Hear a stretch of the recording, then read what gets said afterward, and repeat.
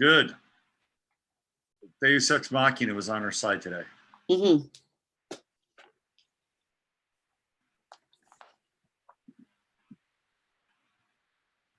We live.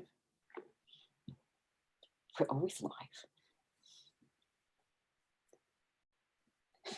Right, Bonnie? We're always live. Good. We can't hear you. You realize that, right? Hey, everybody, what's happening? Robert Phoenix here. Guess what? We're back with the Crimis. Hello. Hey, everybody. There they are. I got to get, let's see, got to get a gallery view happening here. And we've got Bonnie. You can see Bonnie hanging out. Bonnie's going to be joining us in about 45 minutes or so. And Bonnie's got a lot of really, really interesting to share about Atlantis from a personal level, personal experience, all kinds of sort of frothy goodness that she's going to bring today. And we're going to continue to go back and sort of resurrect and reconnect the threads that we were talking about the last time we did this about a month ago, right, Steve and Krys? Yeah. Mm-hmm. Yeah, good. Okay, so before we jump in and return to Atlantis, Steve was pondering some very interesting ironies and paradoxes that have to do with diet in general. Do you want to jump into this? Yes, and just to start off, I do want to show, because I know how much you love tomatoes. This is our prize tomato from the garden this year. That is a handsome tomato. Isn't that beautiful? Isn't that pretty lovely? Is the big stripy, or is it? You know what? I Anyway. think it's one that dropped seeds from last year, or it was a yellow from Andrew. Anyway, Not sure. just wanted to which. show we did have a great year. We did have some that came up as volunteers from last year where they just dropped seeds. Really? I think this might be one of them, possibly. If I ate tomatoes, I would eat that tomato. Oh, it's Yeah, so wonderful. yeah, Well, maybe 'cause- you would like these because these are low acid. The yellow ones are low acid. And you're eating beauty. Yeah. I'll you know what? I'll save that beauty for somebody else and let them appreciate it. Yeah. So Okay, anyway, so- what just occurred to me actually this morning, there was a news article about someone in Sweden who is a behavioral scientist. And of course, whenever you hear behavioral scientist, first thing you have to think is Frankfurt School, because all the sociology and behavioral scientists and all this sort of stuff is a really fictitious studies that were formed by the Frankfurt School, in order to promote their agenda, which is, because since it has nothing to do with reality, they basically, make up terms and things like that. So this Swedish person, Magnus something or another, is promoting cannibalism because of the apparent dire food situation that the people on the left and of the Green New Deal are promoting and talking about continuously. And it's about the third or so time I've come across it. Of course, then you have you remember the Amazing Polly did the video about the Impossible Burger, Which is now being sold to Burger King, by the way. Right. And in our local store. And I see it in my local store, this sort of amorphous brown sludge that is, sort of cubicle shaped, that is supposed to be appetizing. And what she, Amazing Polly kind of was trying to find out what this ingredient that sort of gives its fat-like texture, and they're just calling it, I believe, hema, right, as in hemoglobin, and what correlations they had with, Planned Parenthood centers and fetal tissue and things like that. So there's that. There's these things about cannibalism that seem to be, and of course the zombie thing is always up. So on one hand, so you've got this, quote unquote scientific promotion of cannibalism, okay?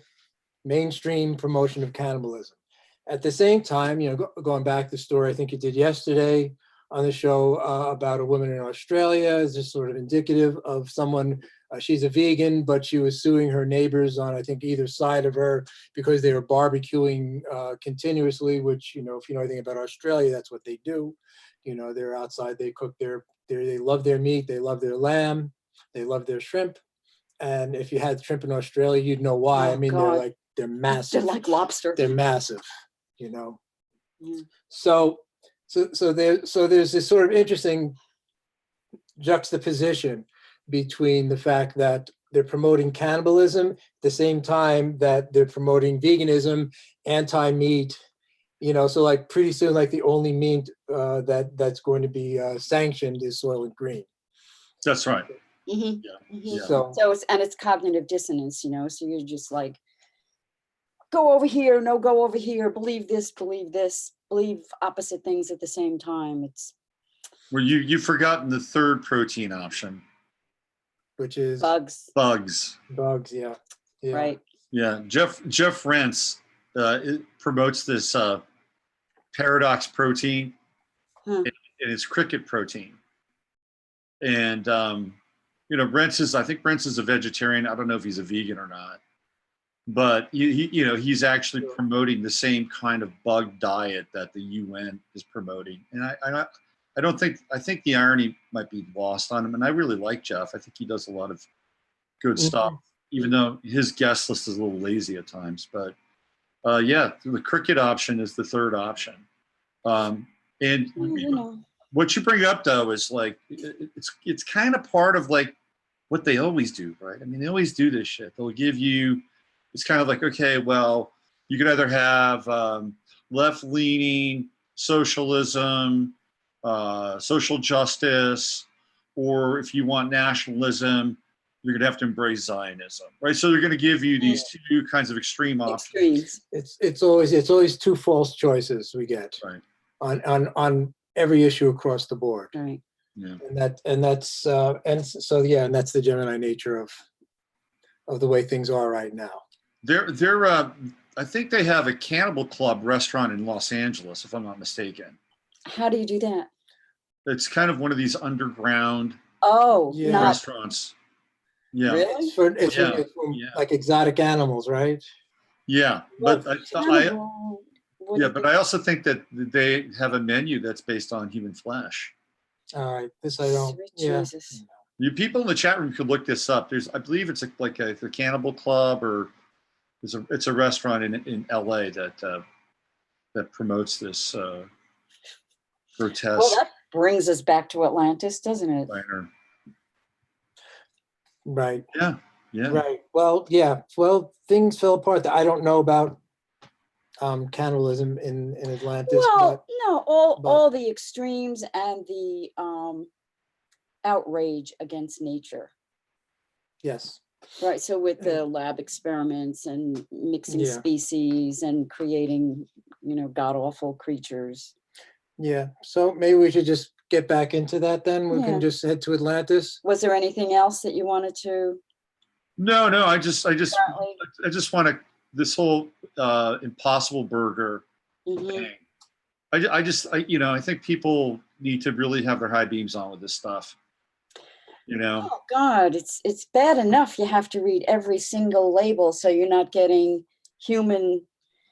And let's just revisit. One of the ingredients of the Impossible Burger is called hema. Right. Hema. Okay, right. Just do the math on that. It's pretty lazy. Do the math on hema. Yeah. And the natural ingredient, in the label, having human. Natural flavoring. Natural flavorings, right. So every time I see that now, I'm like, do I really want to buy this? It's organic, but it's got natural flavoring. Yeah, natural flavoring is basically code for stem cell or fetal flavoring. This is the stuff that Pepsi does. Flavor enhancers. They buy the stem cell parts from Planned Parenthood. That's part of Planned Parenthood's business model. That's a lot of the work that amazing Polly did in her research. She's brilliant. And shipped via Federal Express. Yeah. So anything with natural flavorings listed on it, you need to really think twice about making that purchase. And I've seen a number of things that I had purchased in the past. It's like natural flavorings. It's like, no, I'm not going there anymore. I know. So anyway, Really narrows the choices. it gets right back to that tomato that you well, that's it. proudly displayed. We made, we had sweet potatoes and broccoli and a lamb burger last night, and I don't think there was anything abhorrent in it whatsoever. Unless you have a problem with meat, which is fine. But we were vegetarians for almost 20 years. Yeah. And it just did not fit our health. Our health deteriorated because of it. Yeah, I tried it too, and I was sluggish, cold. Oh, interesting. Yeah, it was not great. I mean, I had an initial kind of burst of clarity. I felt really good, but after that, it was just straight downhill for me. Well, after I read that book, Nourishing Traditions by Sally Fallon, and I read it from cover to cover, I was like, I think I may have done myself a disservice. I started having all kinds of problems with my gums and teeth, and I lost a lot of molars. Yeah. And it was a stressful time, so stress was in the mix. However, I came to the conclusion that maybe I didn't do myself a favor. 20 years of vegetarianism. Well, at least you woke up and found out, right? Yeah. That's good. All right, so let's dive into Atlantis. Yeah. So I've got. Do you want me to just throw up one image and kind of get this thing going? Sure. Yeah. I've got the Michell image, which I think was the first one you wanted to do. John Michell. Yeah. So right off the bat, so we left talk last week, and if you just go back to last week's show, we talked about Atlantis and what it was and what was, as far as Plato went, and that's all we covered, what Plato talked about in Atlantis. And so you have so you have Aristotle, who was Plato's student for 20 years, saying that Plato's story of Atlantis is an allegory. Okay. Then you have somebody in Plato's school named Crantor in the next generation saying that, no, this is straight history. So right back then in the generation after Plato, you have a split in interpreting what he was talking about. Okay, so I was going to just do a quick. I think the best thing to do right now maybe is to get into those to how it expresses as an allegory. Okay, so if you want to pull up the John Michell image. John Michell is this real interesting sacred geometer, stone circle guy in England, died maybe about 5 years ago. 5 years ago. Right, really interesting. So one of the things we talked about last time was that Atlantis was founded by a marriage of Poseidon with Clito, who was immortal. Okay, and they had 10 sons. So the geometry of Atlantis. 10 sets of twins. Yeah, 10 sets of twins. So 5 sets of twins. So the geometry of Atlantis, because there's all these numbers of how wide apart, the rings are and all this sort of stuff, is based on 5. Now, if you think about sacred geometry, you cannot accurately divide a circle into 5 pieces. There's no known geometrical way of doing that. So what happens is, so this is kind of how John Michell works out this geometry of 5, and the geometry of 5, geometry of 10 are basically the same thing. And I don't know if you could bring up the next image of it.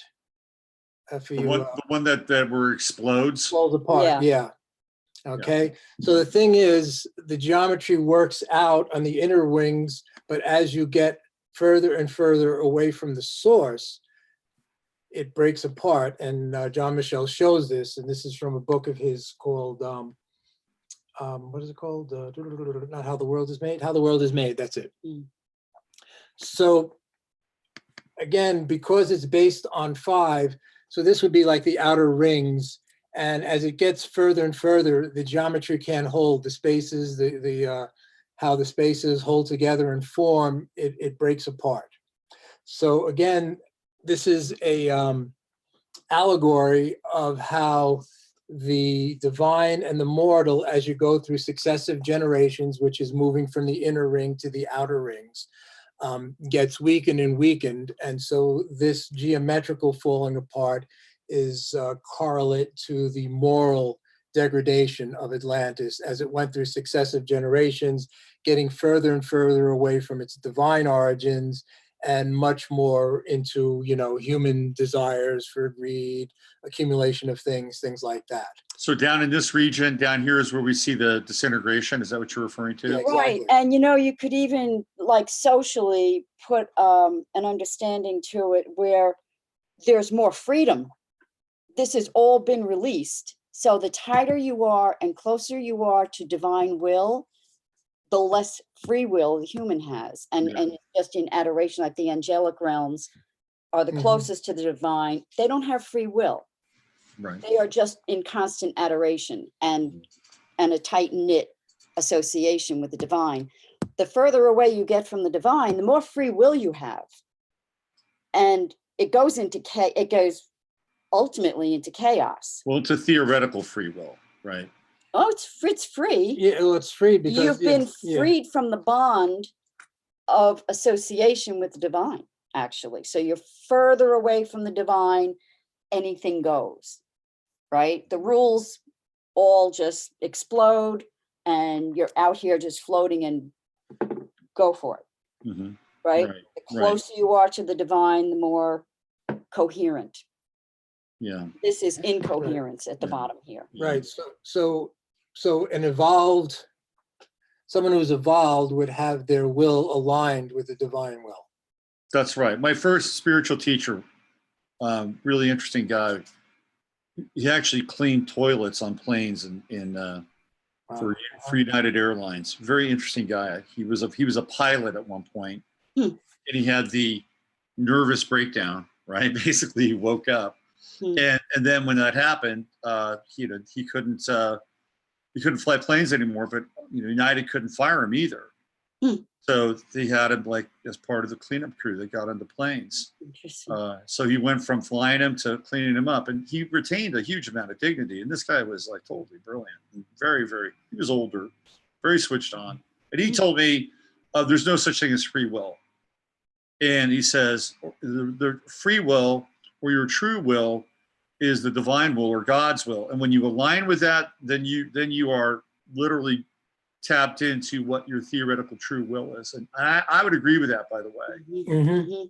I think that's a model that a lot of people don't understand. And this is just my observation experience, is that we can take the left-hand path and we can go down that path. And ultimately it leads to one or two things. It either leads to obliteration or it leads to the realization that path plays itself out. And then you have to make kind of a pivot and come back to this other, it's like the Apollonian and the Dionysian, and seeing these Dionysic characters go down this sort of Dionysic path and obliterate and then make a pivot. Now they're doing something else and they're doing something different. Anyway, that's just a bit of an aside, but well, that's important. Yeah, but no, but that's an actually, deep topic, because we have contact with our yoga teacher. I'll say our old yoga teacher, but it was from a number of years ago, Gene Kelly, and of course that So if things are ultimately selfless, what is free will? And then we think we have thoughts, but they're already arisen when we think we have them. So they're coming from, sort of he would put it maybe a karmic momentum or something like that, is our past with a sort of directional movement. And so, and then it gets back to all these sort of paradoxes in spirituality, the idea of selfhood and selflessness. We experience a self, yet, in the end, in a deeper spiritual experience, it all gets obliterated. So it's one of those things. And so what happens in sort of like the New Age kind of terminology, they don't bring in this sort of selflessness aspect of it. It's always about self. It's always about, well, we're here, so that my little self can bounce around from life to life and grow and accrete, knowledge and wisdom and what have you. And, in the end, fuck if I know if that's true, but it just seems that we're always stuck at a paradox at one way or another, a selflessness, self, and all those kind of things. So I have, anyway, that's my little aside. Steve just had a Beto O'Rourke moment. Oh, did I? Oh, really? Yeah. Oh, why? Because he wants to be he eats. He said fuck on. Oh, he's edgy. Yeah, I know, right? Steve just had a Beto moment. I don't think I've heard you swear, Steve. That was the first time. Oh, No, really? on this show, you gotta be kidding. Oh, there's got to be dozens. You have to ask the chat room who's heard. Yeah. I usually say "fook," the Irish way. But so Beto, he slipped a fuck in when he was trying to, throw some heat on gun control. Yeah, like dig me, I'm cool. Right. So apparently, getting back to the original thing, apparently he wants to eliminate meat, yet he except for him, since he eats. Well, that's always the plan. I mean, they always just want to, take away everybody else's toys, while they can, basically do whatever the hell they want, right? Yeah. It appears to be there. Yeah. And Beto's married to a gal whose father is a billionaire. Huh. Yeah. Did you know that? That's a pattern, right? John Kerry, on and on and on. Right. Massive. Their father's a massive landowner and banker here in Texas. Seriously. Yeah. Oh, in Texas. In Texas. Yeah. Well, that's how you get somewhere without any credentials. Set for life. Let's get back to this Michelle thing. I've noticed some swastikas in here too, which is pretty interesting. Like right here, you see you got a swastika happening there. Right. That's a 5-pointed swastika. And of course, the swastika, going back into ancient India and Tibet and really every Native American too, it's always been a solar symbol. It's been a solar symbol, but plus, the reason, because it incorporates movement in it, because it incorporates like a spiral movement. Well, it's really a depiction of a vortex. Mm-hmm. Yeah. Really, which brings manifestation and dissolution, depending on which way it's turning. Right. So there's great power to it, which is why it was adopted by the National Socialists. 5 is an interesting number, the number of man, right? Divine man, Da Vinci. Right. Well, yeah. And just as a quick aside, we just taped the sacred geometry drawing session where we get into actually the Vitruvian Man with Emily for a free planet. Off planet radio, off planet media. Anyway, that should be coming out within a week or two. I don't know. Pretty soon. I guess we did it about anywhere it is on the line. Anyway, we did it last Monday and can't really go, but we got into that whole aspect of it. And the drawing was about squaring the circle and how that fits in with the Vitruvian Man.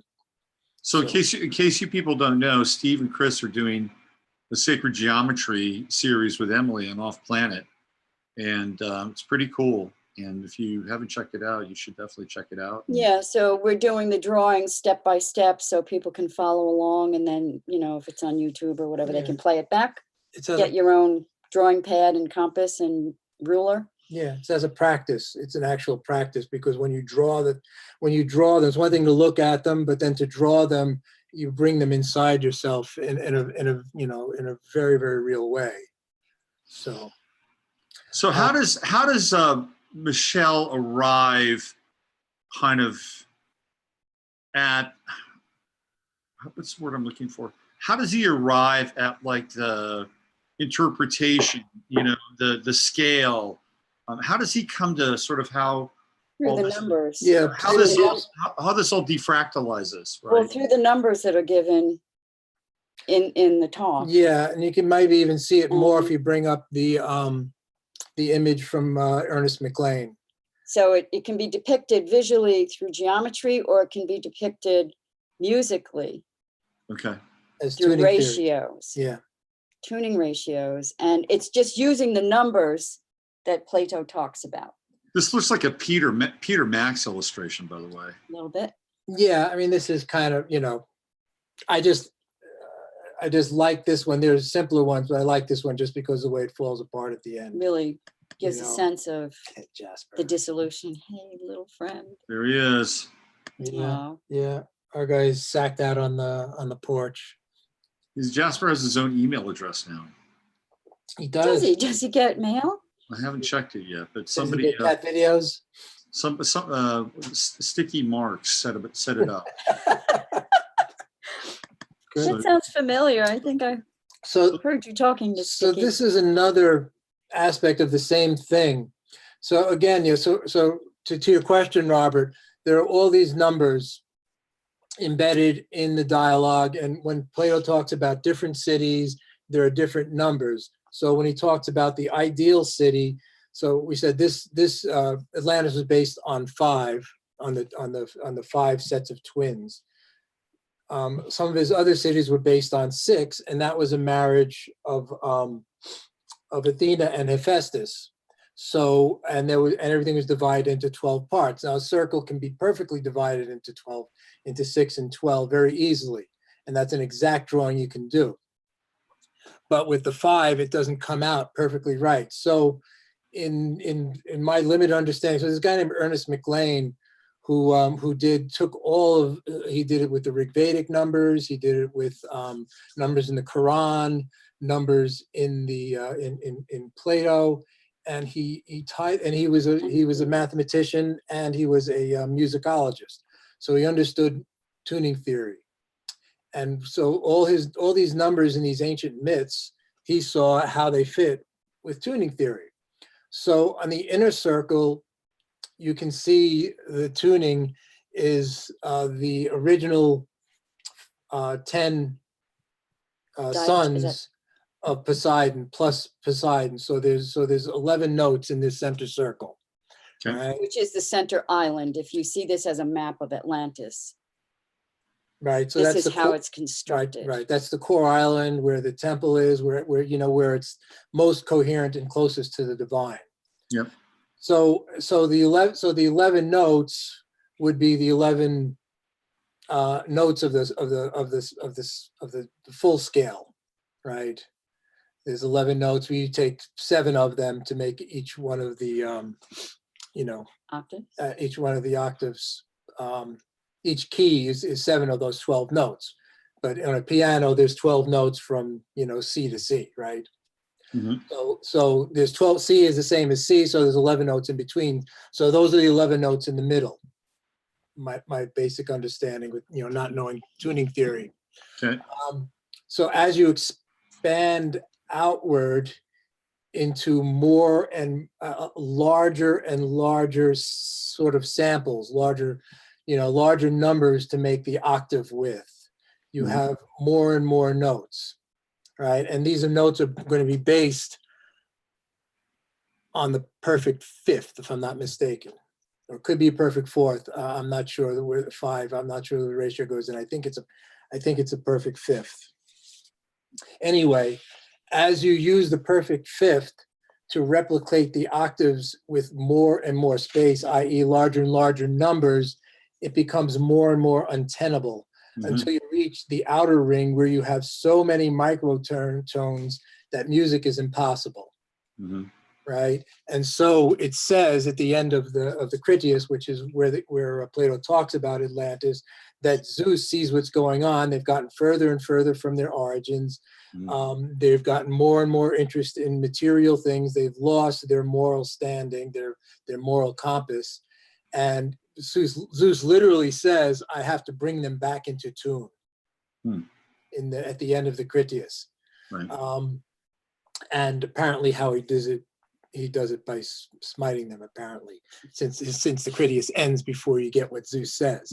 Mm-hmm. But anyway, this is sort of a tone mandala representation of how that works and how the tuning falls apart. And I'm not sure if that blue line on the bottom is more or less where the atonality is. I don't know whether that's the devil's tritone or the Pythagorean comma. I'm really not sure. I've read McClain, I've tried, and he's just outside my ability. He's impenetrable unless you have that background. So The book is called Pythagorean Plato for anyone who wants to dive into that. It's brilliant stuff. But again, so also, The Myth of Invariance is his Mhm. other book. Right. Well, I think you've done a pretty good job breaking this down. I mean, at least from a visual perspective, I mean, we can begin to see, all this influence on the outer ring. Whereas in the center circle, with the 11 notes or the 11 tones or the 11 gods or the 11 suns, there seems to be more of a kind of an inherent order here. Mm-hmm. And then, of course, it kind of descends into disorder or chaos or noise on the outer ring. I mean, it's a pretty, I'm not going to get in there and go and get into BX2 or, but it just from a visual perspective. Right. Yeah. It's helpful. It's a symbol that I think that we can kind of wrap our heads around. Right. So. And so sorry. Well, I was going to say that this does map on. I like to keep the thread of where we're going with all this and how this all came about for us. Is that, and I mean the three of us in this conversation about the sacred origins of Western civilization. So we're still looking at this trajectory of how did America get to be where it is now? What are the roots of that? Like they're doing with the investigations right now. But we really want to know the roots of how did things get off track? And this is a visual for us as well. So this is what happened with Atlantis, whether Atlantis was a myth or a real thing. An allegory for our time. Really, It doesn't matter. What matters is that it does map on to what we're living through quite well. And especially when you get into the genetic manipulations and the monstrosities that are coming. Well, they talked about the same thing in Atlantis. Right. So this is very relevant to what we're going through. I think that a lot of these mythical creatures that are talked about in these various myths were real at one point. They may have been. It's entirely possible. I think that the chimeras probably had their origin on the island of Dr. Moreau, which is probably another allegory for Atlantis on some level. It's possible. And then we have the whole Pandora's box kind of, telling of the tale where all these horrible things were released into the world. Where did that come from? Where were they born out of? So I tend to think that there's a reason why. I mean, some people say, well, where are the bones? Or, who knows? I mean, maybe the bones are buried somewhere extremely deep inside the Grand Canyon, or I don't have an answer. Well, if the whole continent imploded and was sucked down in, maybe it's under the ocean. Yeah. Anyway, that's just my theory. Little theory there. But you're right. The chimera stuff is really clearly on the table. Whether it's people doing everything in their power to transform themselves cosmetically to look like an animal. Or whether it's actually taking place inside of a laboratory, and it is. Or to merge with AI. Yeah. It is. It's been going on for years now. Of course, if they're saying, "Oh, we're just thinking about it now," they've probably been doing it all my life. Well, we can get into like what some of the so there are a bunch of people who are just going to get into like just sort of historically how Atlantis came into consciousness, because Plato disappears from Western consciousness for nearly 1,000 years after, well, not that long, but after the fall of Rome, he disappears in the West completely, and the how he comes back into the West is because of the fall of the Byzantine Empire, from the Ottomans taking it over and the eventual taking over of Constantinople in 1432. I lost it. Used to have that day. I think it's 1432. Anyway, as they're going there, all the monasteries, the Eastern Orthodox monasteries, which kept Plato in their shelves, they start pulling the books out, and then the Florentine Academy starts off with Marsilio Ficino in Florence. And he does and as these books start coming in, they're all excited. Oh, this is the real Plato, because they haven't really had him at all. And so they're translating him like mad. And so he re-enters the consciousness there, and then that's when they start seeing the Timaeus and all these things. So there's things about Atlantis, and they were doing that feverishly until, of course, then somebody brought in the Corpus Hermeticum, which they all thought was actually written by Moses. So they dropped all the Plato and started translating that. But besides the point, so eventually 100 years after that, you've got, the people we talked about last year now, Dee and Bacon, John Dee and Francis Bacon, who now have read Plato from coming up through there, and they project Atlantis onto the North American continent. Whether they think it actually was at one time or not, doesn't matter. They want to reestablish. Bacon writes the New Atlantis, explicitly, where he's wants to set up basically sort of a Christian scientific priesthood. If that's my conclusion after reading the New Atlantis. Right. And John Dee, of course, is much more of a Christian alchemical society that's what he wants to establish. But both of those were sort of projected onto the North American continent. Mm-hmm. And then, but the first sort of modern book was a guy named Ignatius Donnely, Mm-hmm. who wrote a book called Atlantis, the Antediluvian World. And that came out in 1888. And he seems to have been an interesting character. He's actually a Minnesota senator. He was a Baconian, which means he believed that Bacon wrote Shakespeare. Mm-hmm. And he was an early catastrophist.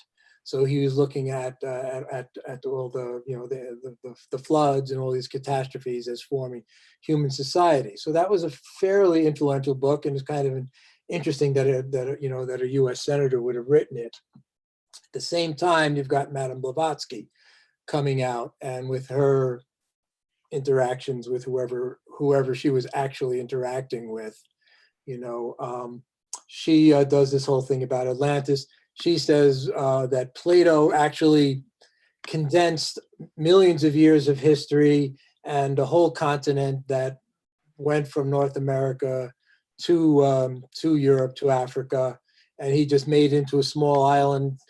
She says because he was an initiate and he couldn't reveal everything, so he compressed and condensed everything into this one little story he told. But meanwhile, Plato, it involves with her. She's very involved in root races and Lemurians, and how the Atlanteans come from that, and how the Aryans come from that. It's not somebody I've been terribly ever interested in, but she's the one who kind of pulls out a lot of that into. So the whole what becomes the New Age movement comes out of Blavatsky, really. And so Atlantis is part of that. Mm-hmm. Then of course there was she said it fell apart from all the sorcery going on within it. And then there's Rudolf Steiner, and there's a couple of interesting. So Steiner, of course, reads the Akashic records, and that's where he gets his information about Atlanta. But one of the favorite things I found out about him, that he said that they had airships that harnessed the power of seeds. Oh, interesting. Which I thought was really interesting. Seeds, of course, have a condensed power, but they're pure potential. They would have explosive power. Yeah, they're pure potential. Yeah. And how that would have happened, I have no idea. But anyway, I thought that was a really interesting thing. And of course, with Steiner, it was more or less. Steiner, of course, had a physical evolution through these ages. So the previous stage of the Atlanteans were the Lemurians, who had a really, really soft cartilage. And then the next stage, the Atlanteans were the first humanoids with actual skeletons. Mm-hmm. that walk upright and move around. So he always has that sort of thing going on. But one of the things that he said that also bring it back to things going on today is that the technology interface with the mind, with consciousness, with human consciousness. Mm-hmm. Elon Musk. Exactly. Neural net, neural lace, etc. So that was something that they did. And then, of course, as they fell further and further from their original divine intentions, they were using it to project into each other's minds and to cause damage and things like that. cause visions. And then also they also genetic monstrosities. And then Steiner also says they're also the first people to actually start developing a cohesive human will. And those are the people that went out at the end of Atlantis to found Egypt and all the other major, probably South the Vedic America. society, Vedic world and things like that at the end of Atlantis. Right. So that's Steiner's take. Do you want to? Yeah, so I'd like to just bring these books up again that we've been reading, and it's our third time around with these Atlantean Secrets by Samuel Sagan. And it's a series of 5 books. And this is another one. But the last one in the series, the 5th one, is called Bleeding Sun. And when it first came out, it was the hardest one for me to read because it veers off sharply from going to this kind of soft Atlantean existence into like what we're living in today with artificial intelligence. And, you know, where people are being born in pods and not even in a real world or a real womb. So it's quite a good read. And it came out the exact same time, exact same year as the Matrix movies did, which had the same premise. Pretty much the same format. So this kind of got us launched on the whole Atlantean thing again, because we decided to read them again. And the writing, as we said in the beginning, was it kind of a little bit amateurish, the writing itself. But when you finish reading it, you feel like you've been through some kind of an initiation. And it really does give you a sense of what life could have been like in that time, where the people were just waking up with their will force, as Steiner would call it.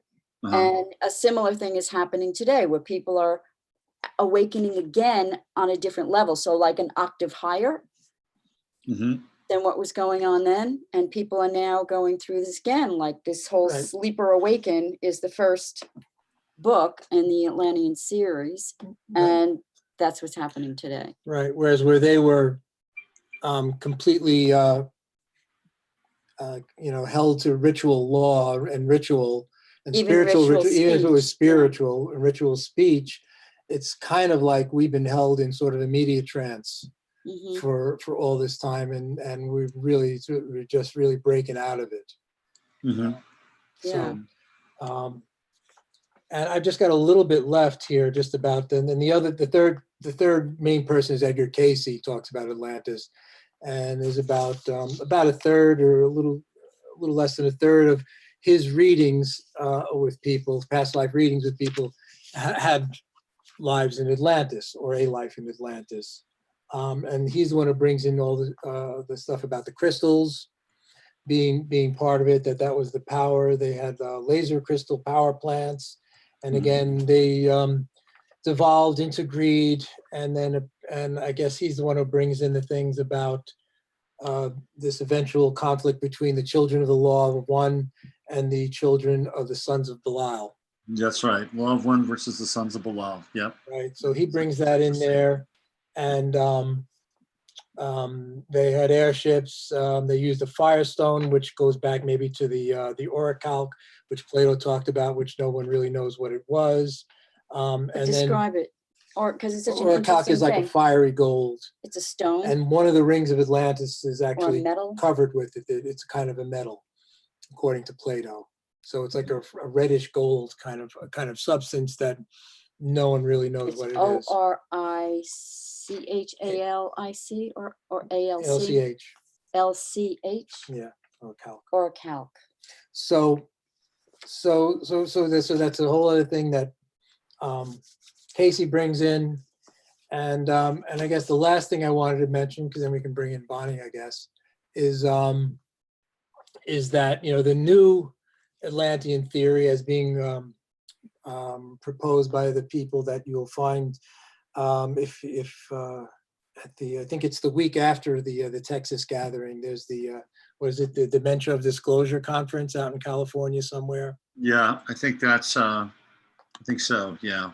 Right. The Wilcock crew. Yeah. So So the David Wilcock, Corey Good, and Michael Sala take on Atlantis now, I'll try to do it quickly, is basically that Atlantis is Antarctica. Mm-hmm. And that there was pole shifts, and that was how Atlantis ended. So Michael Sala, he's if you listen to him, besides the fact that you can ask lots of questions about him, he'll talk about a pole shift, a magnetic pole shift, and like a whole Earth pole shift in the same sentence, as if they're the same thing or not the same thing. There's no rigor to what he says. There's no rigor to you. You could kind of take it apart fairly easily. Sorry to say, I know there are people who are probably fans of Cori and all that, but anyway, so they're Atlantis is now in Antarctica, and all the secrets are there waiting to be uncovered and brought about during the cosmic blast that's coming any minute now. To help us on our way to the fourth or fifth dimension. I think that's a good synopsis. Doesn't necessarily mean that there's not something there, but it doesn't. No. By the same token, it doesn't mean that it's Atlantean, which seems odd. It just means you can use it to sell seats at workshops by just offering this sort of general thing. Yeah. No, I know. Look, there is an insatiable desire in people, mostly. Most people, to get to the truth, whatever the truth is, and they're looking around for sources or looking around for something that fills in a lot of gaps, because there's a lot of gaps. I mean, let's be clear about that. Mm-hmm. And even historically, when we think we actually can wrap our heads around what we think history might be, there's even big gaps there too. That's right. So I don't blame people for trying to go to these sources and to try to have this kind of mystery of this domain filled in so they can wrap their heads around it and kind of have a better life or see some hope or future or whatever. I get that. But to your point, it's been a huge sort of business of exploitation to that end. And people are very willing to kind of put their discernment aside and jump in because something sounds profound or fantastic, or somebody's been labeled an insider and they have special information. And in a lot of ways, it's been a real, I think, disaster for this whole kind of evolutionary process, except for the fact that people can learn how to discern better. I mean, that's just my opinion. If they are, I hope they are. Well, it helps. Yeah, well, it gives you opportunity to work on your discriminative discernment powers. And anyway. they've been made helpless, over the past 70 or so years. And I think for some people also, getting into the material can be a bit overwhelming, and they don't know where to start, they don't know where to begin, but they know that they've found a few things that kind of make sense. And so if they have a Sherpa or a guide, it's like, okay, well, they've gone there, they know what they're talking about. It'll save me some time, some effort, and I'll just follow this person for a while. And that's not a bad thing necessarily, right? I mean, people follow gurus for a while and they find out that they're not all what they cracked up to be. But you probably learn a few things along the way, right? Absolutely. Yeah. It's a process. Yep, and false teachers can carry some water. Yeah. I just wanted to bring in a couple other pieces here. Yeah, sure. That I thought are kind of interesting. I bought this book back in the 90s, and I want to bring it up and show people this book. It's a really, I first of all have to find it. Give me 1 second. It's got a screen grab of it. It's a really interesting book. And I have not read, we also need to talk about this thing on Zorro Ranch, by the way, too. Don't forget that. All right. So let me find this this image that I just grabbed. It's a book that I discovered back in the 90s. And you remember those days you go to a bookstore and you see a book and just kind of jump off the shelf, right? Like, I got to get this book. Yeah, great feeling. Yeah. It's sad. We really don't have those feelings anymore. I know. Right? Well, right. You don't have bookshops like, whatever, Weiser's in New York, or, bookshops that, where you're just like in Wonderland. Yeah. So this is an interesting book. It was, I think it came out around 1994, and it's called Shining the Light. And there are a whole series of books after this one. And ironically, it's written by this guy named Robert Shapiro, who happens to share the same name as one of OJ's lawyers, right? Shapiro. Anyway, this book is theoretically a channel book. And some of it is a little odd. Like he's from Arizona, and he gets into like some of the stuff that's happening kind of locally with ETs and some other things that are, you know, I don't know, I'm not there, but he's trying to describe what's going on. But he's got some interesting stuff about Atlantis in this book. Oh, really? Yeah. And basically what comes through is that Atlantis and the whole Earth project was started by Yahweh and his half brother, Lucifer. And Lucifer was part Sirian and part Orion, and Yahweh was full Sirian, right? And so it was kind of a bit of a co-project. If you look at a number of sources, you'll see that kind of the Earth terraforming was theoretically done by these two groups. I don't talk about this stuff a lot, but I used to get into it. It was done by these two groups, the Orions and the Sirians. And being that Lucifer was part Orion, the Orions have a very different kind of makeup than the Sirians, and they tend to be more rebellious and kind of warlike in some ways, right? So he had sort of the seed of rebellion in him. And then when they got here and started to, you know, move stuff around, what they found was this kind of Lemurian species that you were talking about, Steve. Mm-hmm. And originally he saw them as being at some point, you know, basically being made into sort of a slave labor kind of contingency or slave labor economy. And this gets into Enki and Enlil. There are interesting parallels between the two. Right. And so essentially what Lucifer does is, because he's a master geneticist, just like Enki, he begins to tweak the DNA of the Lemurians. And he turns the Lemurians into, you know, more of a bipedal species, right? And he says, look, you guys are living in Shantytown. Come on over here. We're going to go start a new world. And the new world happens to be Atlantis, right? So Lucifer becomes the creator god of Atlantis. And so the fall or the rebellion against Yahweh theoretically takes place at that time. And it starts this civilization, becomes very, very high, very evolved, you know, kind of the sort of the narrative of Atlantis. And then things begin to go wrong. Now, I want to jump to another book, and I'm going to come back to this one in a second. But there's a book by Patricia Cori. She did a couple of books about Sirius. She's channeling some Sirius sort of kind of entities. Interesting stuff. Her first two books are very interesting. And in one of them, she talks about how in Atlantis, they've got kind of this portal that they're kind of opening. And of course, the crystal skulls play a role in this portal thing. Mm-hmm. And there's this entity, and I think I might have mentioned this before, there's this entity that comes kind of through that gateway, and he's this superior, very, very dark wizard. Mm. And he winds up taking over Atlantis. And it's through his technology and his kind of brain trust that ultimately destroys the entire place. And apparently, according to this book, that entity later reincarnates one final time as Tesla. So that Tesla, yes. So that Tesla can come back and right the wrongs that he theoretically created as that kind of demiurge in Atlanta. I mean, you know, this is all kind of channel speculation stuff, but it's kind of interesting. Now, getting back to that Shining the Light book, Atlantis, you know, as we know, falls. And then what happens is that there's a group of Atlantean, sort of an outpost, and it's in South Africa. And in South Africa, they find out that things have gone terribly wrong. And so what they do is they start to kind of pray and open up a channel to Lucifer, even though he's no longer in the body.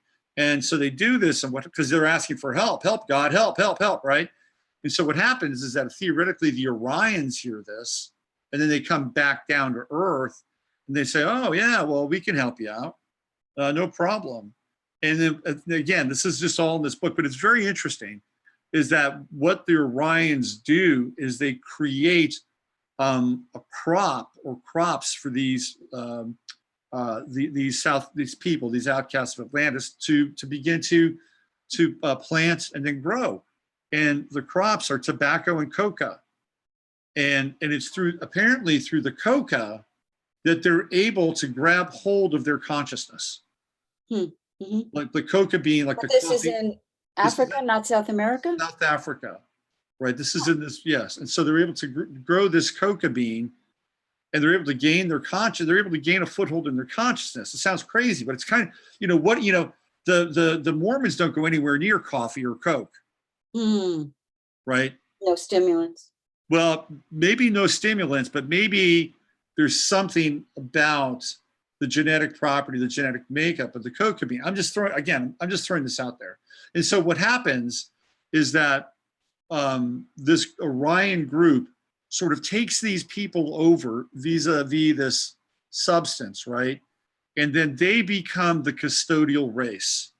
And they're the ones that, theoretically wind up kind of running the planet. And here's your sons of Belial, sort of group in some ways. It's an interesting take.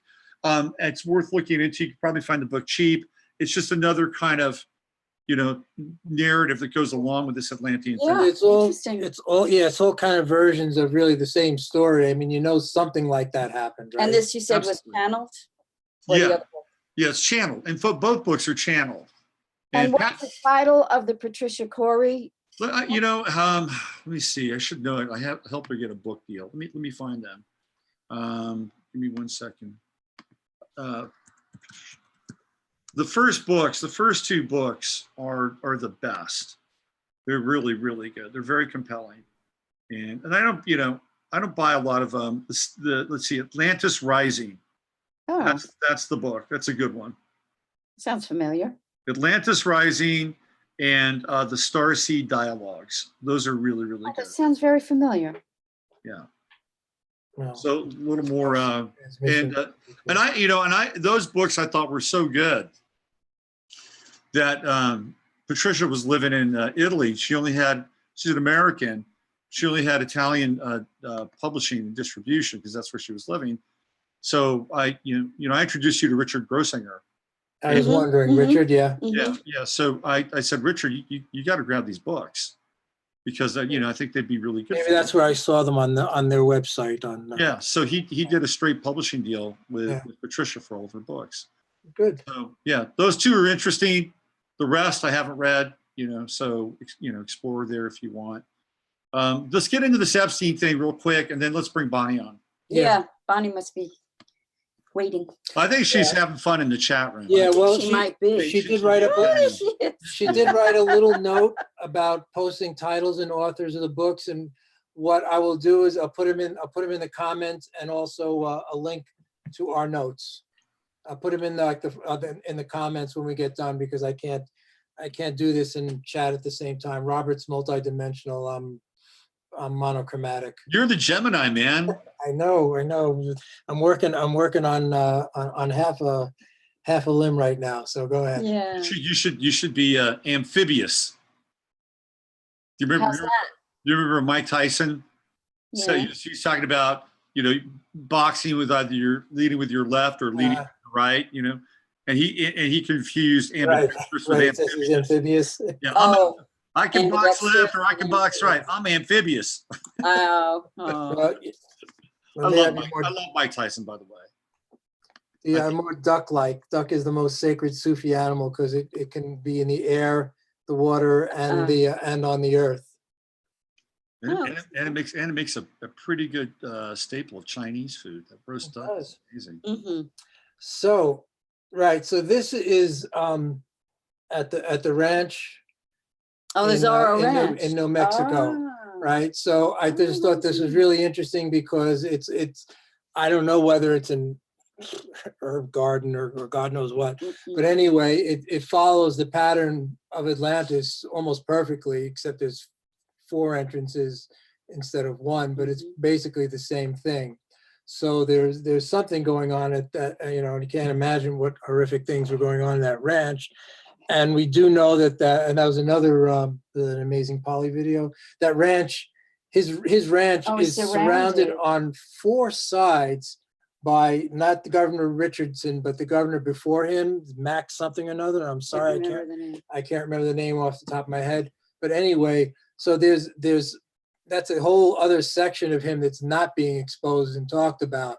But his ranch is enclosed on 4 sides by land owned by the previous 2 governors ago. Right. So was it Polly or was it iPod? I think it was Polly. Yeah. Polly, yeah. Because iPod is another good one, In Pursuit of Truth. Mm-hmm. So anyway, so that's some sort of. They actually have something similar, kind of around that weird temple on the island too. If you do they? Yes. Right. Yeah. Yeah. It's not exactly the same, but there's something kind of labyrinthian. That's right. Surrounding that temple. Benches. That's right. Yeah. Yeah. So this is interesting. Of course, you know. Oh God. I'm sure they were getting into all kinds of just crazy shit there. And now his consort, Ghilane Maxwell, had her own little contribution to this Atlantean mythos and kind of the resurrection of Atlantis. And let me see if I can make this a bigger image here. Give me 1 second. Because I'm not going to get a smaller image. Hey.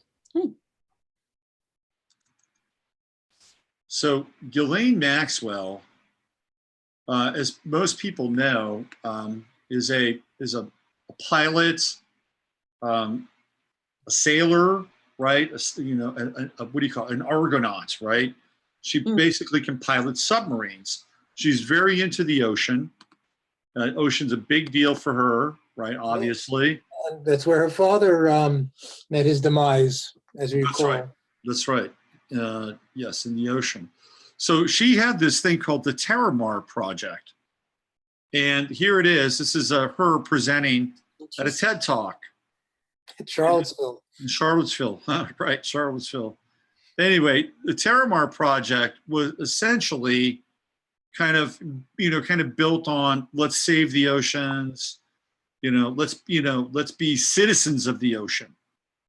That's what she was actually kind of, building. And they were actually, if you gave them money, they were giving you sort of these kinds of passports to Terramar, right? Even though you couldn't use your Terramar passport at an airport, you were given some kind of document that you were an oceanic citizen of this project. So I think their idea was ultimately to create, the beginning of an atoll. Like they were going to build this thing out, and they were going to have sort of their sort of sovereign domain, and it would be this echo of Atlantis.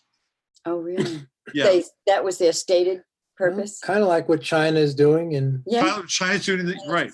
Absolutely, I think that this was where they were going with this. That they were going to create this kind of free zone in a lot of ways, where you it wouldn't have to. It's kind of like that boat for Scientology, the Sea Org. You know that boat? It's that's where the head of Scientology is located. It's not in Los Angeles. It's on a boat, and so being that it's on a boat, it doesn't have to hold to land laws, right? So they're dealing with maritime law. A lot of times they're in zones where they're kind of in between countries. So this was something that was mapped out by L. Ron Hubbard, that Captain Ron, right? So they would be at sea all the time. So that's where it's funny too, because Hubbard was a Pisces, right? So having having the head of Scientology on a ship in the ocean actually makes sense. Well, I think they were going towards something similar, only instead of a boat, they were going to have like a seaport. They were going to create their own seaport, and then they would create kind of a city or community or whatever they were going to do there. Richard Branson was very much behind this, by the way. So, you know, do the math. It never developed. It never materialized. Well, so they were working on it. This was still an ongoing project. And once the stuff with Epstein happened, they pulled the plug. Oh, interesting. So it's, you know, you can go online and you can find information on it, but it's basically gone dark now. But it was really, you would say it's current then if they just pulled the plug. Yeah. So they were trying to get this thing going. This was part of their plan. So the Terra is land, Terramar, and Mars is sea. And the sea. So so the land part being what they would build up. That's right. And create. I see. That's right. And there's Ghilane, you know, on stage talking about the environment and all these things. Of course, it sounds really, really good. What she's really talking about is, you know, we want to recreate Atlantis. I think that's where they were going with this. Wow. And now it's shut down for now. So wow, it's interesting because it's this ongoing kind of this mythos, this dream, this cult, you know, going all the way back to perhaps the origination of the planet itself. And what I feel like is that people like Maxwell and Epstein and, you know, Branson and some of these other characters, is that Elon Musk perhaps, and the people that enable them, they see themselves as creator gods. Like they are the new gods, the gods of the new world, or the gods of the new Atlantis. Yeah. Apparently they have a god complex. Well, yeah, it's apparently caught everyone's imagination. I mean, it's persisted, you know, for forever, and you know, and again, it's really the only historical reference is this little passage in Plato. You know, amazing, huh? But it hooks into something that must be deep within us because it does. It persists, and that's it. It certainly resonates for so many people. So, yeah. So, let's bring Bonnie on. Bonnie, where are you? Bonnie, join the show. Yes. Bonnie, take a nap, Bonnie. And she's unmuted. I'm unmuted. I can talk. Bonnie unleashed. So Bonnie is joining us from an undisclosed location. In my house. Bonnie and Steve are really good friends and have known each other for a while. And Krys. And yes, Krys, I like Bonnie too. I'm sorry, Steve and Krys, my bad. Anyway, Bonnie lived across the street from us and actually found our house for us. She's the reason we're here. When she moved from Colorado to Asheville. Right. Yeah. So it's a little bit of context. So Bonnie, tell us a little bit about yourself. Okay. Well, yeah, I lived in Asheville for 10 years, most of that time across the street from Steve and Krys. Lived in Colorado many years before that.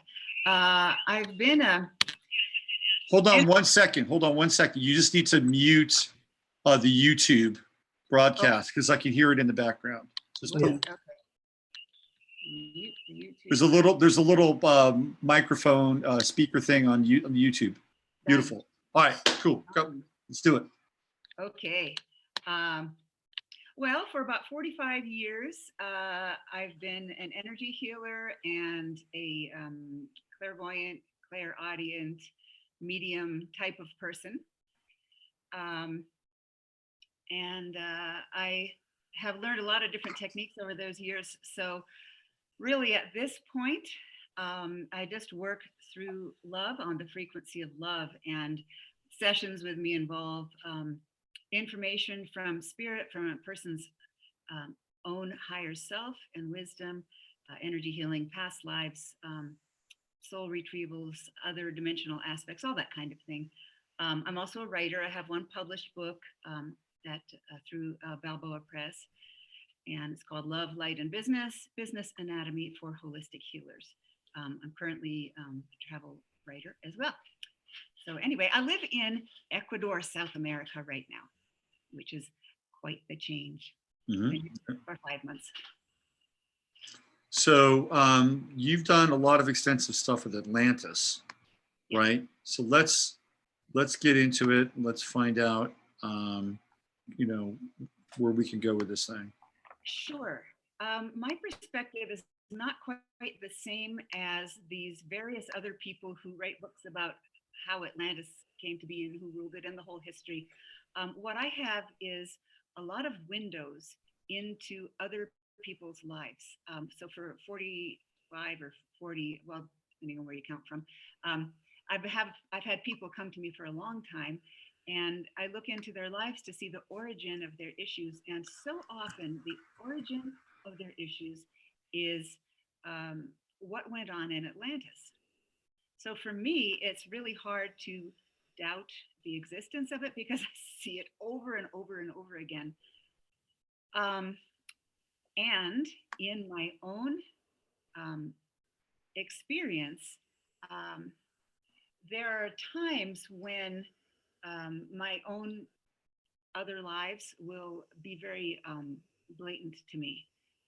One is I had a 9-year period of time when I was a vegetarian and I meditated for 2 hours daily.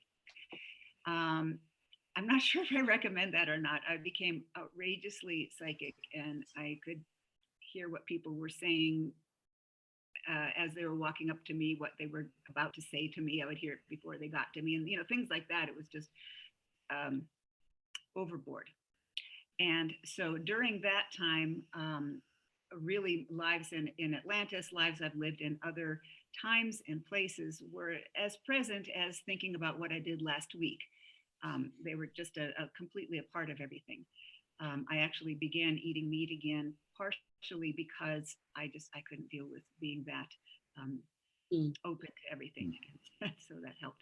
But during that time, I got quite a bit of information about Atlantis. And then when I still lived in Colorado, I went to a wonderful woman who lives in Pueblo, whose name is Marcia Beachy.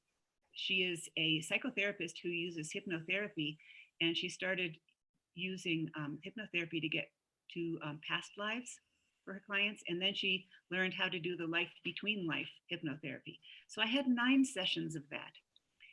And what was interesting is it would bring out the deepest voice within me of my soul that wasn't just limited to the incarnation.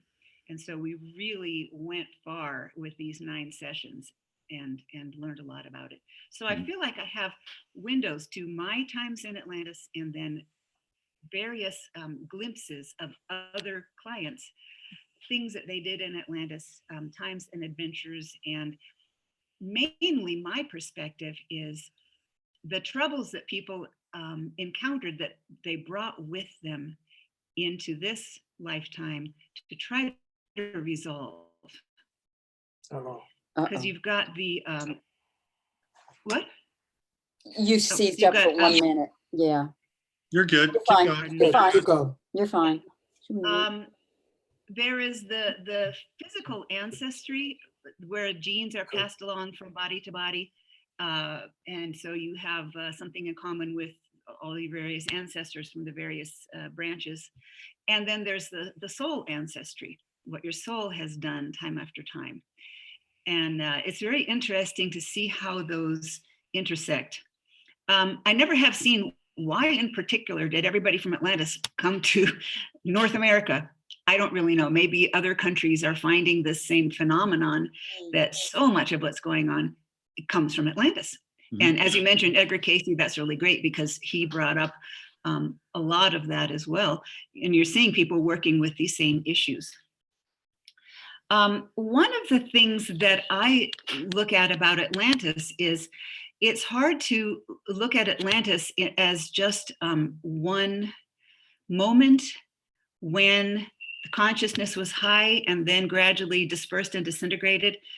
I like that image that you were that you brought in, Steve, of the stars, the John Michell drawing of the 5-pointed stars. Well, for one thing, it reminded me of the stars on the flags of the United States.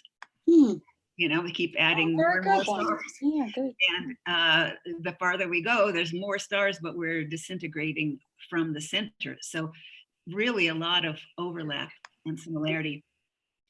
But I look at Atlantis, and I don't know, you guys know I think maybe a lot about the yugas. But to me, the yugas explain a lot about the position of Atlantis. The Sat Yuga being, well, the yugas, for those who don't know, are very long cycles of history. I guess you would say human history, but I don't really know if that's how accurate that is. But many, many, many, many thousands of years of cycles. And then they repeat, and then they repeat.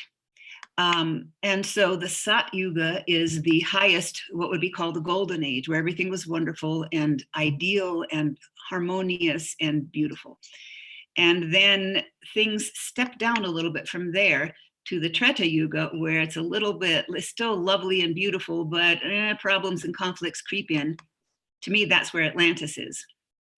And then there's another step down from there, which would be the Dwapara Yuga. And oh, there you go. Good one. And if I may have pronounced that wrong, so you can correct my Sanskrit if you like. But to me, that's where Egypt comes in. It's another step down. They had lots of troubles and problems and things like that, but they still had a lot of essence of high wisdom. And then you come down to the last Yuga, the Kali-Yuga, which is where everything comes apart at the seams, and you have children killing each other in school and people talking about cannibal restaurants, and that's the Kali-Yuga, and that's where we are. The good thing is then it goes back to a Sat Yuga thereafter, and the whole thing continues. So well, this is it. So this is really interesting. So Satya Yuga is where the Atlantean story evolves from. It's in that Yuga at that time. I disagree. Okay, I think a lot of people look at it that way because in our recorded history, Atlantis is about the oldest thing we can point to. So is it even in any of these yugas? Yes, Treta. I myself would assign it to Treta Yuga. Treta over here. Okay, I'm just the next step after Sat Yuga. Okay, right, got it. And so I this one right here. So this place. Correct. Right. On the way down, if you're going down from the right. Right. Just to quickly, the Sanskrit, Satya means the real or truth. Means true. Or real or reality.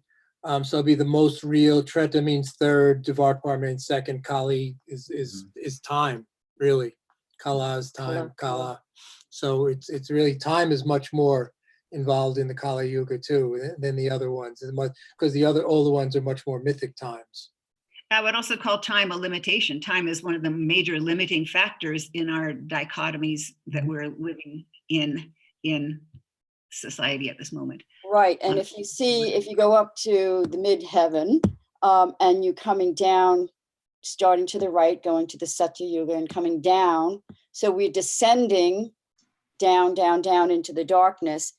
And then according to Jean Dubuis, who was a French alchemist, he had a similar configuration where the divine would be up at the top, the absolute, and that's the angelic realms and the divine realm where there's the least amount of freedom, let's say. And as you come down, it's looser and looser and more, and then, but you gain a momentum. So coming down, there's a momentum, and there's a bit of a bounce when you're going back up, according to him. So on the way back up, you don't just slowly crawl back up. You've got momentum built up. It's like cosmic roller derby. And so you're able to catapult. So Capricorn and Sagittarius would be associated with the Treta Yuga. Is that correct? Because that's what I'm seeing here. It appears to be. I don't know how that works in, but that's interesting. Mm-hmm. So these would be theoretically associated then with Atlantis. Is that right? Capricorn and Sagittarius? Well, it looks as though it's configured that way. And then Scorpio into the bronze, and who's that? Libra and Virgo. I really don't know how to make sense of it. But anyway, so yeah. But anyway, so Bonnie was back to Bonnie. Bonnie, yeah. So Atlantis is this third thing, slightly separated out. Well, I know I would call it the second level. Well, it means third. Oh, I see. I'm sorry. Yes. You mean Treta means third? Okay. Yeah. It's just It doesn't mean it's third, and it's third starting with Kali going up. That's all. Don't worry about it. Okay. Yeah, it's just, this is my perspective, and you know, I'm not going to write about it and say this is the way it And is. that's the silver This is age. the way it seems to me, and I'm not. I'm so aware of the multidimensionality of everything that when we talk about past lives and reincarnations and Atlantis, it's really hard to say what the heck are we talking about, because could it be multiple life streams happening simultaneously? That's really likely. Timelines, multiple timelines that are overlapping or not overlapping. Could it be a genetic memory that we're all getting of Atlantis right now from the physical ancestry? Or would it be more like a soul memory? Could it be a mythic kind of thing? Could it be multiple dimensions of Earth superimposed on one another? That here we live on Earth the way we think it could be, and then there is another Earth where different things happen, and they are kind of superimposed. And especially if you look at the possibilities with the CERN thing and super collider and the intersection of dimensions, like with the Mandela effect, then it's possible that people are. Well, that brings us back to like the Philadelphia experiment, time travel, and Tesla was involved in the Philadelphia experiment. Who theoretically, based on that kind of channel thing, was like, you know, the bad guy, the boogeyman of Atlantis. So it's an interesting kind of network of things. I wanted to ask you, you work with clients, and this is kind of interesting. So part of your work apparently has to do with client issues that have trauma or anxiety or some of these kind of bleed throughs from Atlantis, like anxiety, crystal obsession. Do you want to talk a bit about that? Sure. Let me go down to my notes. Yeah, I just kind of made a list of the things that I commonly see. This is not an all-inclusive list, but people who really are anxious about the possibility of society collapsing are different from the other people who keep saying, nothing, society's not going to collapse. Everything's just going to always go on because it always does. We always get over this. And the various sort of patriotic cheerleader speeches that people give, oh, we've been through worse, we always come out the other side. Other people say, oh, no, we don't always come out the other side. Oh, no, it isn't always okay. And so to me, the ones who have maybe a Chicken Little-ish outlook, who are really, really concerned about the collapse of society, one thing is that their eyes may be wide open and they're actually looking at reality, but another is that they have promptings in them from time in Atlantis. Promptings to say, don't be passive like you once were. Don't just sit back and say, we'll get through it like we always have, because that was catastrophic. Turn your anxiety into proactive action to solve the problems. That would be maybe the takeaway from that. This may be the solution to that. And you posted my notes. You're very clever. We it's always good to have a little visual there to remind us where we are. Yeah. Right? Well, but I thought, by the way, I thought this was really good. Right? Chicken Little, and then you've got the solution, turn your anxiety into action. Yeah. Yeah. This is actually, it was reminding me of a guy that I saw that, gosh, I can't remember exactly what it was, but one of his things that he did when he was Atlantis was he was like a sort of a minor priest or whatever of dealing with weather. And he would do something that would cause energies to rise up in a pyramid, and he would gather the energies. That was his job, gather certain energies through invocations, I don't know what, rituals of some sort, I don't know what, and the energies would gather and flow out the top of the pyramid and onto the land as rain and nutrients for the soil, and everything would be replenished. So droughts would never come to pass, because if it just got a little bit too dry and he could hear the plants speaking. He and the plants would communicate. The plant said, "Whoa, it's getting dry out here." The animals would say, "Hey, our water hole dried up." Then he would do this and solve the problem. So for him, these current crises seem unsolvable because there is no way of doing that right now. We don't have anything like that. The horrible ways that people are manipulating weather these days are like a miserable caricature of the beautiful sacred harmony between humans and plants and animals and the earth back then. So these are some of the issues. Next one on the list is personal power issues. A lot of people have one or the other, or else they're on a seesaw of really wanting to control everybody around them. Kind of, you would call them control freaks.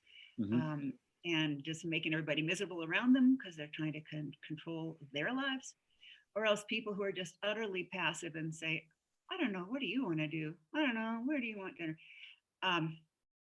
These are people who have signals, red flags going off inside of them saying, "Remember Atlantis, when we tried to take over everything." Some people are ignoring the heck out of their inner signals and they're going, "Oh, this is fun. I remember how much fun it was in Atlantis. Now I'm going to do it again here."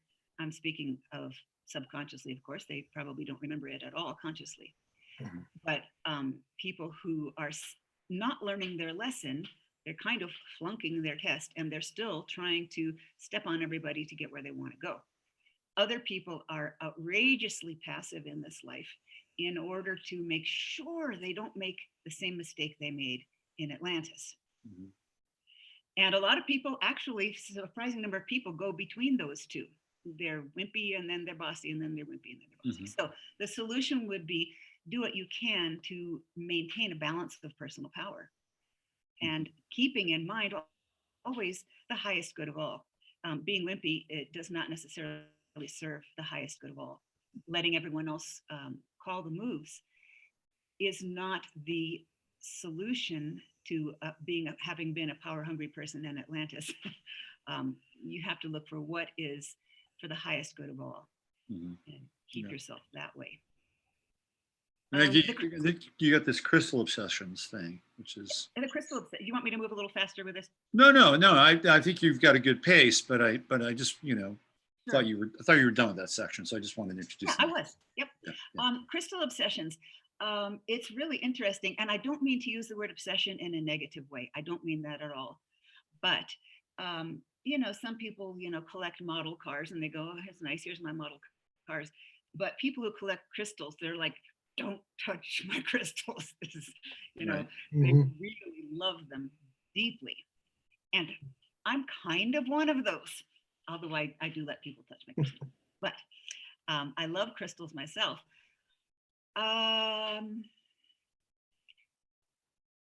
There is a deep memory within of crystals having been used very powerfully. And I remember them being used for levitation and being used for affecting how the soul interacts with physical form.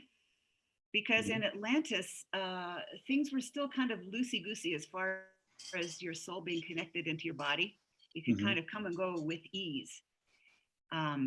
And so there's a lot of memory of, I know these crystals like this one I've got here, I know these crystals, they can do something, but what can they do? So people are very drawn to this. And to me, if you are really drawn to something, but don't quite know why, it's not necessarily in your highest good to have 1,000 crystals around your house and don't know what to do with any of them and don't know why. It's really good to learn about this. And again, aim what you learn towards the highest good. Honor the balance of nature in human society. Bonnie, would you think that, I don't know if you've had any visuals, but with the type of crystals that were used back in Atlantis, I mean, were they similar to the quartz crystals? Were they really big? There's any visual on that? When the little bit that I've seen of that has been really, really huge ones, and then little small ones in all different shapes that have been shaped for purposes, almost shaped like sacred geometry shapes. Okay. Take this little triangle with a little pointy end and take this other little thing here and do this and do that. They were used as deft tools for performing really careful processes. Precision. Yeah, I mean, I've been unsure whether I want to talk about my own life experiences or not in Atlantis, but I think probably I will. That was in medical research, and we would use those little things to little tiny crystals of all different shapes for determining how the soul interacted with matter and for affecting that, so that the soul could affect health and the soul could affect consciousness in the body, and the crystals could help shift things, tweak things. And there was an aspect of laziness about that. The best example I can think is, think of it today. If I wanted to look younger, I could go in and get a facelift, right? Or I could just start doing some yoga and exercises and make my face be healthier that way. So it's kind of like a lot of facelifts. People could use their inner efforts to affect these changes, but it was much easier to just go in and have somebody do it for you. So the next one down is assigning hierarchies of humans and animals and nature. And I would consider that to be a bit of a degradation of society and consciousness from the Sat Yuga or Satya Yuga, however you want to say it, into Treta Yuga. It's just degraded just enough that in the Sat Yuga, it's really clear that some people are of this type and they shine out this type of soul light, and they have these types of musical notes that sing from their soul. And other people have a different type of musical note that sings from their soul. What the hell was that? What was that? Where'd that come from? The ding, you didn't hear it? Oh, sorry, somebody sent a text or something. That was interesting timing. Okay, very funny. Yeah. Okay, well, there you go. Did you tell them to send them that text at that specific Wow. your delivery there? Actually, it's a friend of mine who wanted to join this show, and maybe she just, I don't know. I'll get her text. That was pretty cool. Yeah. That's pretty funny. Anyway, so in those times, people were just aware of, in the Sat Yuga, people were aware of just the different emanations and radiations, the different frequencies and musical notes. In the Treta Yuga, it degraded just slightly to hierarchies. You're this kind of person, you're that kind of person. You're not exactly labeling them better or worse, but they would certainly get better or worse. Maybe like a caste system. Like a caste system. Well, yes, if you look at the Atlantean Secrets books, I will say that I have read the Atlantean Secrets books 4 times, and that is not a common thing for me. Every time I feel my consciousness shifting. He writes like a high schooler, yes, it's true, but I feel my consciousness. Yeah, it's interesting. Yeah. So if you are one who tends to, and this brings in racism then. If you're assigning hierarchies socially, there goes racism, there goes your extreme concern about, other people of some sort, because you view them as, this sort of person, that sort of person, I'm this kind of person. If that is a big part of anybody's life. Yeah, falling out of unity. Yeah, that's right. Out of unity. Into multiplicity. And you don't see the self as other, other as self. The other as self, yeah. The exhale. What? Never mind. What? I don't know. She's my other self. He did this. The other is self. Something's going on that couch over there. Something's going on. Sorry. Well, to me, that would be the breath of God gets more diffused.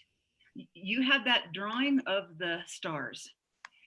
I have when I see that drawing of the stars, and the farther it gets from the center, the more diffused it is, and the more the wisdom is diluted.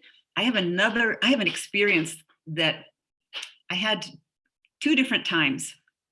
And so for me, it feels like a real reality. But in meditation, I just went so deep that I ended up feeling like I was in the heart of God, whatever exactly God is, the all and the one source of it all. And what I could feel in those 2 experiences was this exhale, where purity of life comes out in this blaze of infinite, all-inclusive light.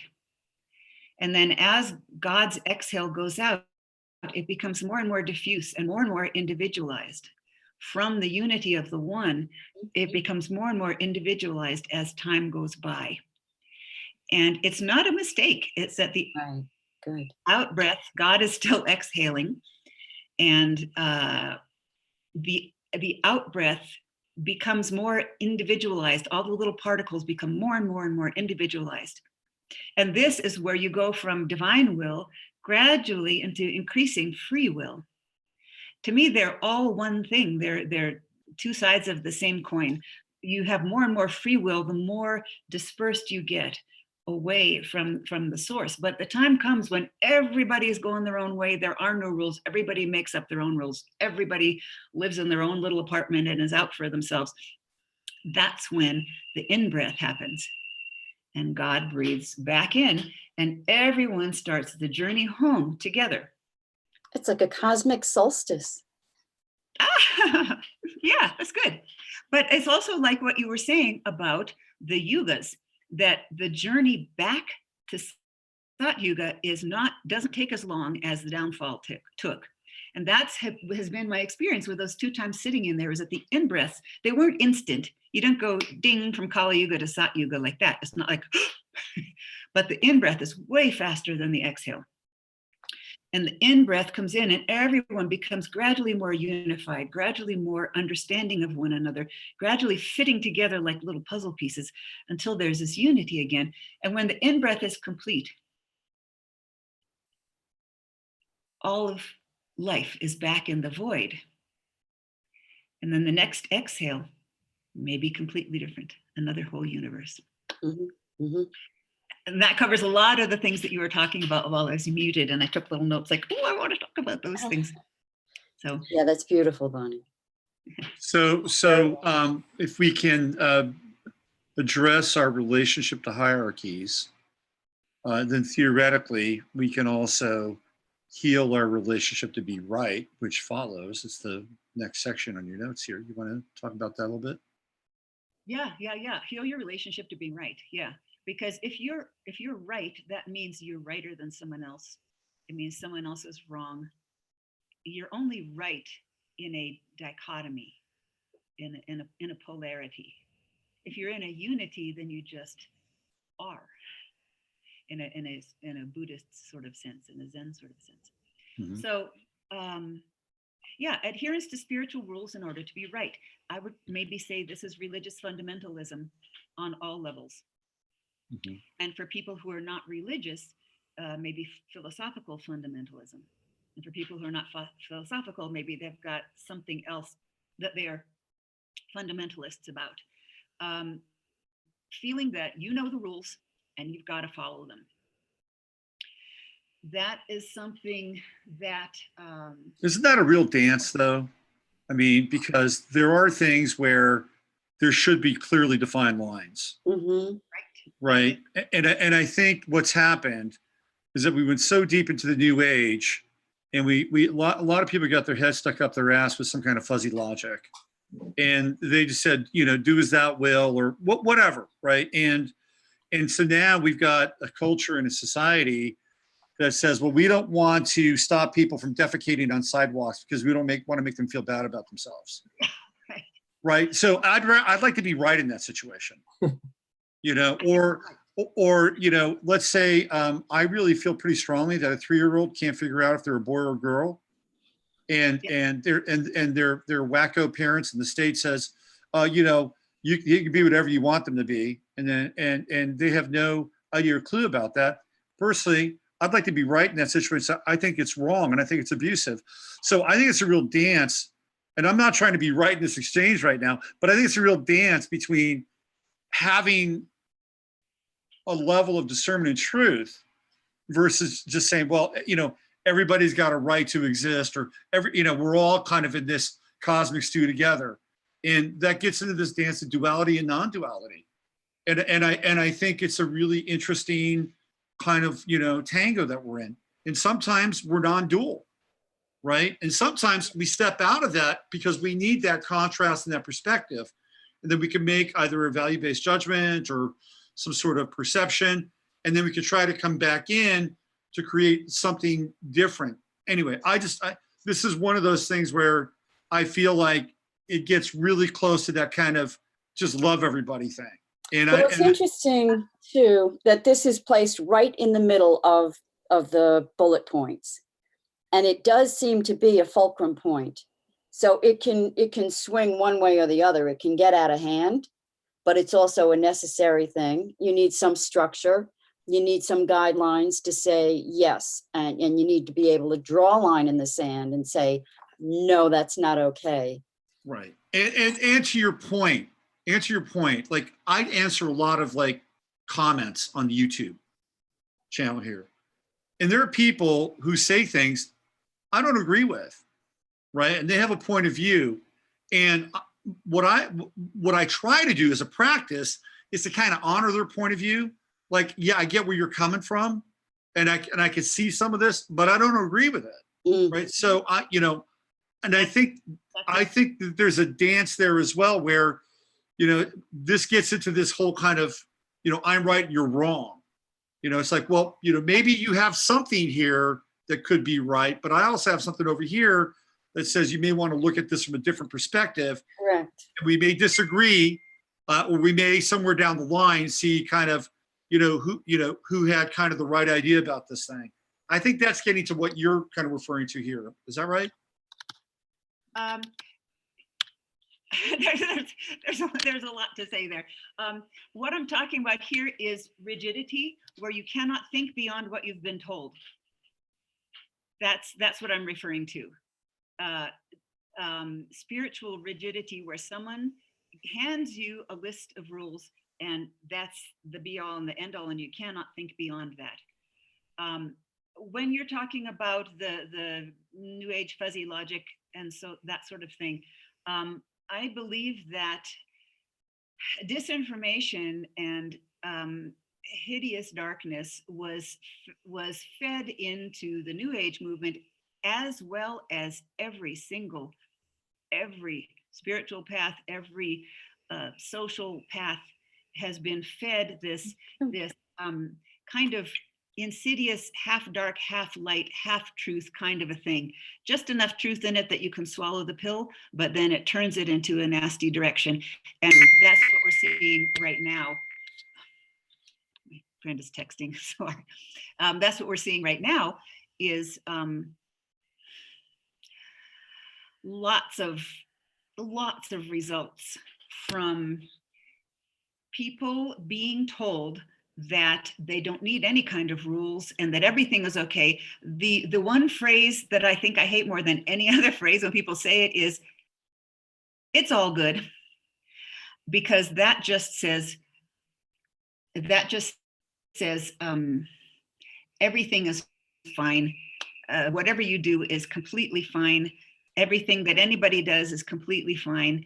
And whereas from a very broad perspective, from perhaps the angelic realm, that's true, down here on earth, that's not true. Yeah, or everything is for a reason. Yeah, the dark side of that is shit happens, right? Kind of, yeah. And I think, we both experienced it after the election. And beginning to learn historically how we got here, which I was completely ignorant of, that I had to begin to say, well, I was wrong about many things because of my ignorance, because of my not knowing. Not ignorance in a derogatory sense, but in the yogic sense of avidya, not knowledge. So I did not have knowledge of the trajectory that was foisted upon us, the Marxist socialist trajectory that was thrust into this country after World War II. I had no knowledge of that until recently.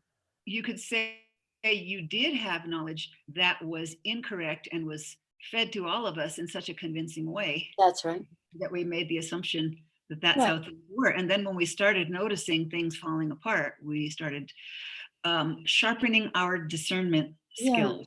Yeah, so it's a learning move you have to undertake if you want to live in some kind of a right manner and a responsible way. You have to take some kind of responsibility to educate yourself. Right. That's exactly. It doesn't work to say, oh, I really just want to smell these lilacs, and why are you troubling me with these scary thoughts? You have to take some kind of responsibility as an adult to educate yourself. And what you just said, I'd rather smell these flowers. That is from Atlantis. That is an Atlantis impulse, is let's just float in the bliss that is handed to us on a silver platter here, because that's the way the society was built. All your needs were met. Do you want me to go down the list some more, Robert, or do you feel that that's... Yeah. Okay. So the solution... Radiating spiritual strength.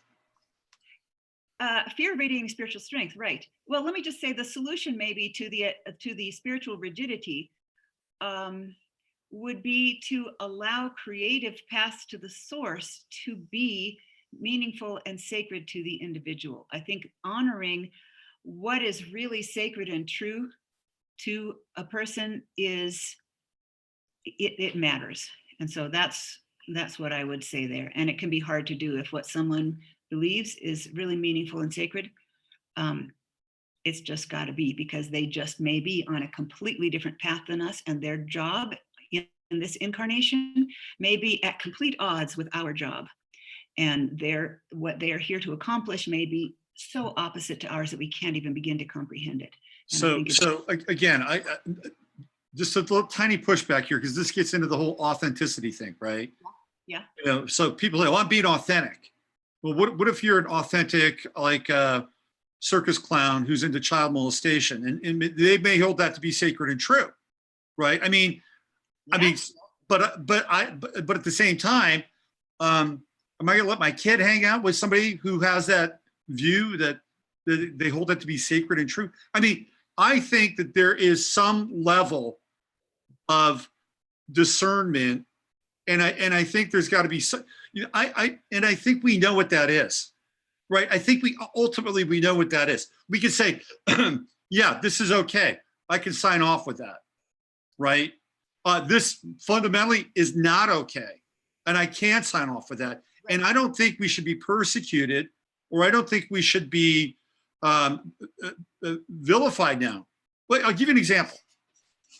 Here's a woman who works in government in Finland, and she just got tossed out of her gig because she put up a post on the internet about the Bible and about heterosexuality and homosexuality. She held that to be sacred and true, right? But the collective, or the government, or the system, who's now defining what those rules are, disagreed with her, right? So we're in a really interesting time where the definition of what's sacred and true, and what we hold, and who gets to make the call now on these kinds of issues at a social level, I think is part of where we are. We're in a deep public debate around basically having some form of order with some degree of creative chaos, versus the whole thing just becoming, the sort of the final central kind of dissemination of 5-pointed stars. And maybe that's the way it's supposed to go, right? Maybe that's the way it's supposed to go. But being that I used to be in Atlantis, and I've been there, this time, part of what, at least in my consciousness, got to make a stand. We have to make a stand. And I don't always agree that with somebody's sacred and true point of view. And it could be, if it fits kind of a pretty wide aperture in my world, and I got a pretty wide aperture, I'm okay with it. But, you know, having somebody saying it's a really sacred and true experience when I get to sleep with your 3-year-old, sorry, that's not going to fly, right? It's just not going to fly. So I think that I would agree with what you're saying, but I also think that at some point you got to pump the brakes on some of the stuff. That's just me. Definitely. This is not meant to be a comprehensive document of anything. Sorry, I'm a pain in the ass Virgo sometimes, and I get into the details, and it's just the way it is. Okay. All right. So fear of radiating spiritual strength is something that's very common in people that I encounter. They are concerned about what people are going to think about them, and they have fear of repercussions if they radiate their own spiritual strength, what's going to happen. And I often have encountered people who really have this inner fear that they can't assign to anything, that there's going to be a catastrophe of some sort if they radiate their spiritual strength, and they can't make it fit with the reality of their world. And so in many cases, that is because they were in Atlantis, they did misuse their spiritual strength. It also could have been from other societies in other times, but for reincarnated Atlanteans, it is a reasonably common theme that they were one of the ones who maybe misused power, misled people, did something along those lines when the country was beginning to fall apart and the darker sorcery types of things were creeping in a bit more. And they remember that, and they have big memos within their souls that came through the soul incarnation part of themselves saying, don't radiate your strength too strongly. Don't do that too much. It can be, for a lot of people, there's a direct DNA lineage even, and that message is still carried. Look out, don't be too big. Don't try to, be all that you are in this incarnation. How would you define spiritual strength? The connection in the upper chakras above the head that grounds deeply into the physical earth, giving it a potency of emanation. And there's certainty that can come in with that when you have your upper chakras activated and it's grounded in the earth. There's a certainty that can come in, and a deep knowing of what is right for the moment. I guess intuition imbues all of your, your nadis, if you know what nadis are, but intuition would imbue all of your energy circuits, all of your fine energy circuits. And so you're just ready to do what you need to do. Stand strong, stand firm, speak. Like you were saying a few minutes ago, you were just saying, what you're saying makes some sense, but if somebody wants to harm my kid, all bets are off. I'm drawing my line. That's the kind of thing. When you're I did have a direct experience of that one time when I was at a crossroads and trying to make a decision. Should I stay or should I go? Or it wasn't in a personal relationship, it was with something else. And I was standing at the kitchen sink, and I got the experience of that. Of course, it would be called in Sanskrit the Sushumna, that central channel. And I experienced it as going up into infinity and down through my body to the core of the earth. I actually experienced it that way. And it was like this rock solid knowing. There was no ambiguity. So that sounds like what you're describing. That is one of my favorite things to teach in my classes, because it's something that you can learn how to bring into your daily experience. So yeah, that's what you're. I've never had that happen again. It was so strong that you couldn't ignore it. And it was just, okay, good, thank you. Yeah. Should always be that easy. Yeah, well, with practice, it can be. I mean, well, I don't want to get off onto that tangent, but yeah, it's one of my favorite things. I have these retreats and things where I like to teach that, because it's something that you can consciously do, but it's a muscle that's underused and takes some exercise. So the solution to me with that is to practice radiating innate spiritual strength while maintaining ethical, compassionate balance. So that's like a practice connecting into that entire soul stream and anchoring your soul stream powerfully in the earth and within your Sushumna channel, so that you are connected to the all that you are, and then acting from your heart, so that, and I'm talking about from the heart chakra, not from like lovey-doveyness, but from the heart chakra, you will behave with balance, and you will have compassion and a kind of an infinite cosmic love built into what you do. So next we have despair at not being able to recreate the remembered spiritual connections and lifestyle. This can apply to Atlantis. This can also apply to the state of the soul in between incarnations. The soul between incarnations can go back and kind of dissolve into the oneness if it wants to rest, or it can have all different sorts of adventures. It can incarnate elsewhere other than Earth, or it can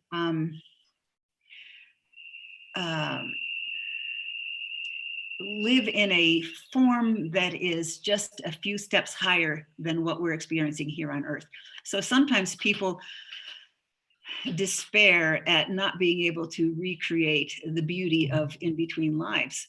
But more commonly, people are remembering a life in Atlantis. I mean, I'm only talking about my experience. More commonly, people are remembering those lifetimes in Atlantis or in the Sat Yuga before that. And a lot of people actually feel very suicidal because they go, why am I living here when I could be there? I just want to be in the place where everything is perfect and balanced and all of that, and harmony, where there's fairness built into everything. And it's people grieve, it's grieving for something that's lost, but they don't know what it is that they've lost, nor do they know how to get back there. Right, So, we got the whole, that's where all true art comes from, that grieving. The Rumi's huge poem, the Mathnawi, which is, I forget, 100,000 couplets, begins with the reed, sing the tale of the reed. The reed gets cut from the bed, from its source, but that reed gets turned into a flute, and it sings of its separation from the source. So all for Rumi, and it's just a great metaphor, is all art comes from that separation, because if we were fully connected, why would we be making art? What would be the point? That separation is not there, but with that separation, and so that's it. It's a transformation of that grief into art, which makes humanity special. Calling in the beauty. Yeah. and it brings us to the whole giant question of why the heck would we ever even bother to incarnate? Why not stay in soul realms where it's so beautiful? And this brings us into giant, large questions that can be answered in a variety of ways. But what I usually simplify it and say, our soul knows why this is a valuable thing to do. Our soul knows why this is a good idea. And so while we're here, why not make the most of it and make the most of all the opportunities that we have to create and to, no matter what our circumstances, there's always something we can create and do and live and feel and learn from it. So I'm not really pleased with what I answered as the solution right there. I should have spent more time thinking through it, but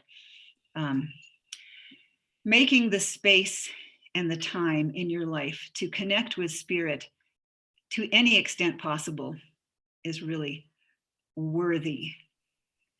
In the books that Steve and Krys refer to, the Atlantean Secrets, towards the end of the fourth book, before Bleeding Sun, when we're still looking at Atlantis, they're having visions of the future lifetime of one of these people. They're observing the future lifetime of one of the people who was in Atlantis. And in Atlantis, he was a priest just filled with constant, the love of his angel, the wisdom of his angel was a constant presence. If you want your angel's wisdom to come in and to change your life and to help you, you just call it in, breathe it in. And then he looked at himself in the future, and he was just sitting in a dark room and trying with all his might, meditating as hard as he could. And all he could get was a tiny little flicker of a flame in his third eye. And that was it. And for him, that was bliss of spiritual accomplishment. And he was just looking at it like, oh my God, that's all I can get. That all, yeah. That's a starvation. It's a starvation diet. Yeah. Yeah.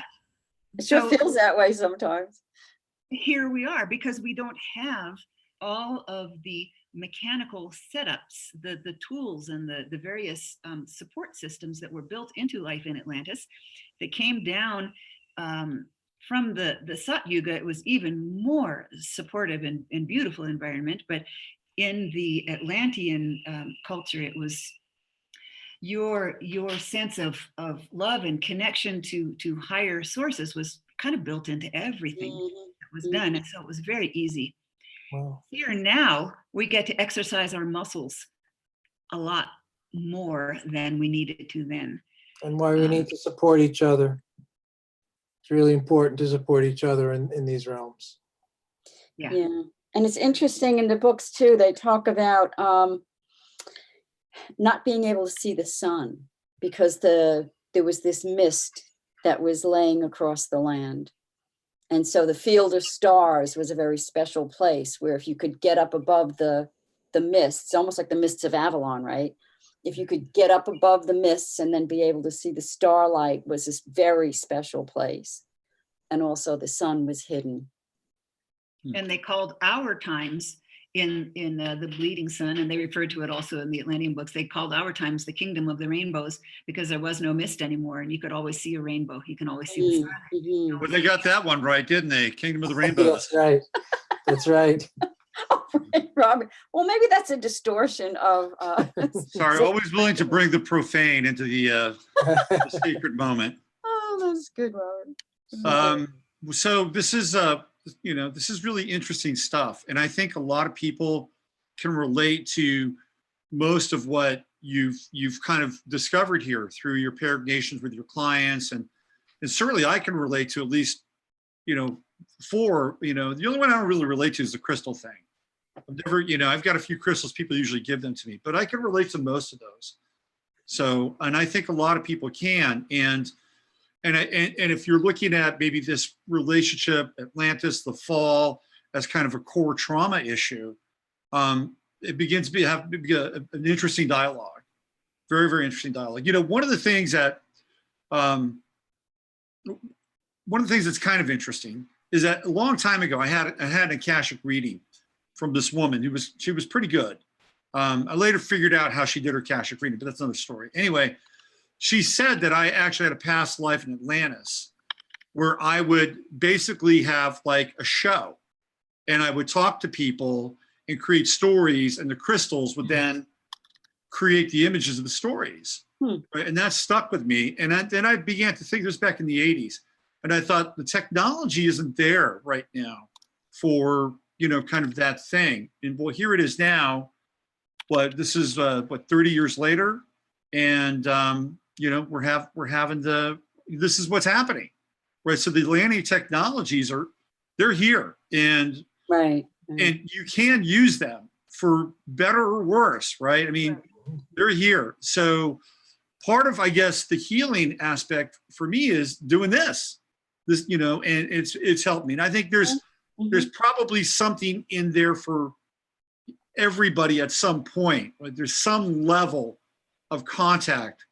And I've found that there are a lot of people born between 1955, 56, and around 60, 61, right around there. That's when Chiron was in Aquarius.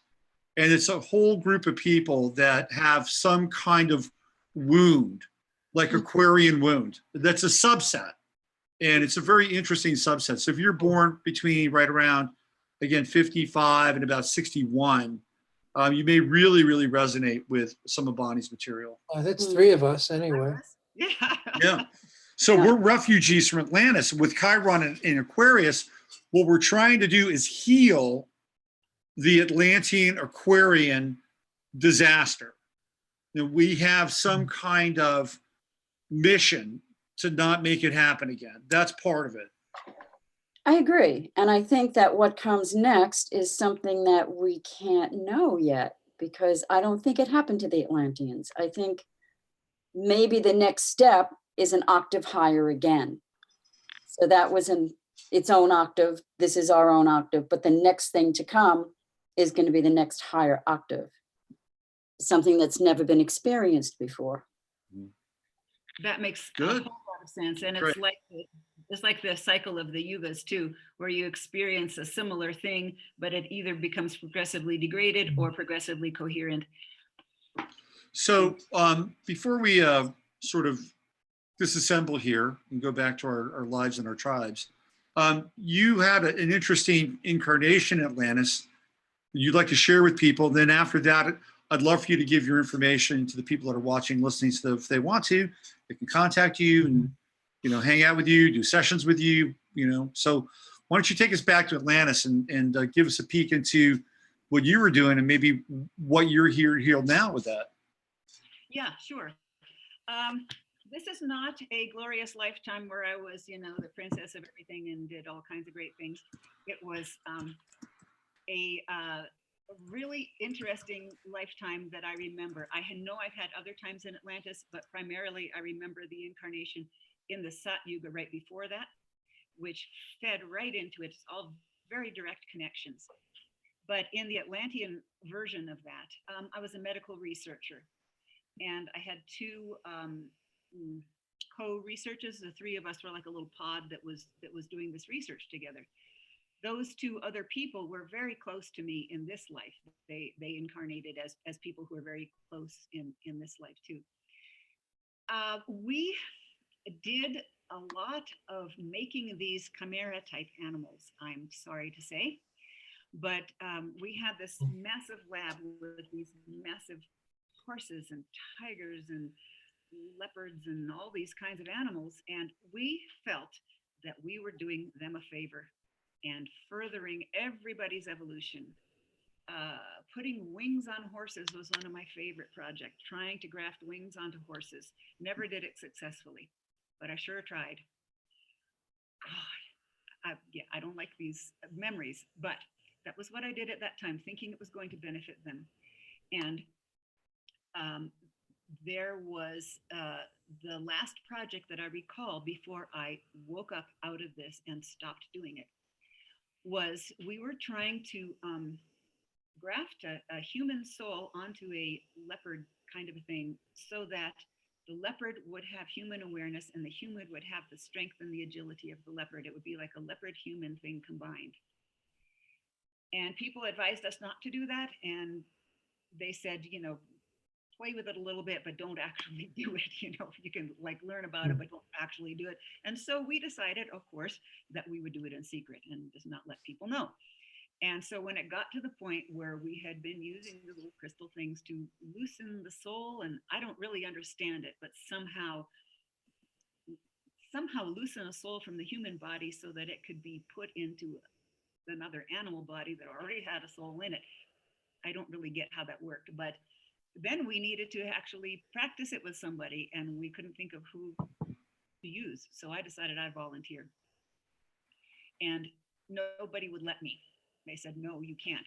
So I said, okay, I'll do it on my own on the weekend when nobody's here. So I just went in and I don't know what the thing was, but somehow I got my soul to go into this leopard, and it actually worked. And the leopard, I just remember it leaping. I mean, I remember this as if it happened yesterday. It is so visceral for me. I can remember how it felt and everything. And this leopard just leaped like, what? And the thing was so strong that whatever containment we had for it, it leaped out of it, and I was stuck in my. I mean, my body was back in the lab, but my soul was stuck in it. And the thing went running off. We were outside of the city in the area where there were fields and forests. And I just remember running through fields, looking out of this leopard's eyes, and I could feel the leopard's mind and intelligence. I could feel these muscles churning, and it ran and ran and ran and ran and ran for hours through the forest. And anyway, it eventually kind of came back, but I couldn't get out, and I started panicking. It was panicking, I was panicking, we were stuck together. Eventually, my coworkers somehow found me, or the leopard came back. I don't know what it was, but anyway, eventually they worked and got my soul back out of the thing. And when I had rested up, I came to a lot of conclusions. One is these are not little inferior blobs. Animals are completely as worthy, as intelligent as humans are. They just express it differently. I don't know how it was that I had never seen that before. I don't understand how I could have been so blind to it. And then I realized that we were imposing ourselves on these creatures who had a regal kind of magnificence that I had only admired their physical forms. I thought, oh, they have such lovely physical forms, but not much of a brain or anything in there, and no soul, certainly. Well, I discovered I was completely wrong, that their soul was magnificent, their brain was magnificent, just as magnificent as their forms were. And so I couldn't do any of that anymore. And it's just like this snippet that was so dramatic. It was such a dramatic thing. And I believe it was really along towards the end of Times in Atlantis, because I remember feeling and thinking to myself, all rules are off, all bets are off, all rules are off, anything goes now, because things were coming apart at the seams enough. And that was why I decided I would just continue these experiments on my own. That hierarchy thing applied to me because I viewed myself as being way up at the top of this hierarchical ladder, and that the animals were way low, although they had lovely forms. And I discovered that was completely wrong, that they didn't need my soul or intelligence to benefit them at all. So I completely changed that. Now, in this life, I am finding that my relationship with animals is huge. And what I have always wanted to do with any animal is get it out of captivity and give it free rein to do what it wants. My husband and I started, somebody gave us a rabbit, and we said, oh yeah, I'll take a rabbit. And it had a little guinea pig. It had lived in this cage all the time. Well, we made this really big cage for it, so it'd have a bigger cage. And then after a while, we just couldn't stand it being in a cage anymore, so we just let it run loose. And then after a while, we had it come in the house too. And then we had another rabbit, and each rabbit, we would give it more and more freedom and autonomy. And Chris and Steve met the last two rabbits that we had. You know, Ziggy and then Chaco. They would go in and out of the house and do whatever they wanted, because I feel this compulsion to allow them to develop their own personal life without my infringing on it with my rules. And that certainly comes directly from that Atlantean experience. Mm-hmm. It does not feel like it doesn't feel like a reaction against what happened in Atlantis. It feels like a wisdom that I learned and that I want to put into action to try to kind of undo some of the damage that I felt. Because I felt very justified in everything that I was doing. I thought I was going to benefit everybody from all this great stuff that I was doing. Oh, if the horse had wings that could lift it, wouldn't that be great? Well, I'd like some wings.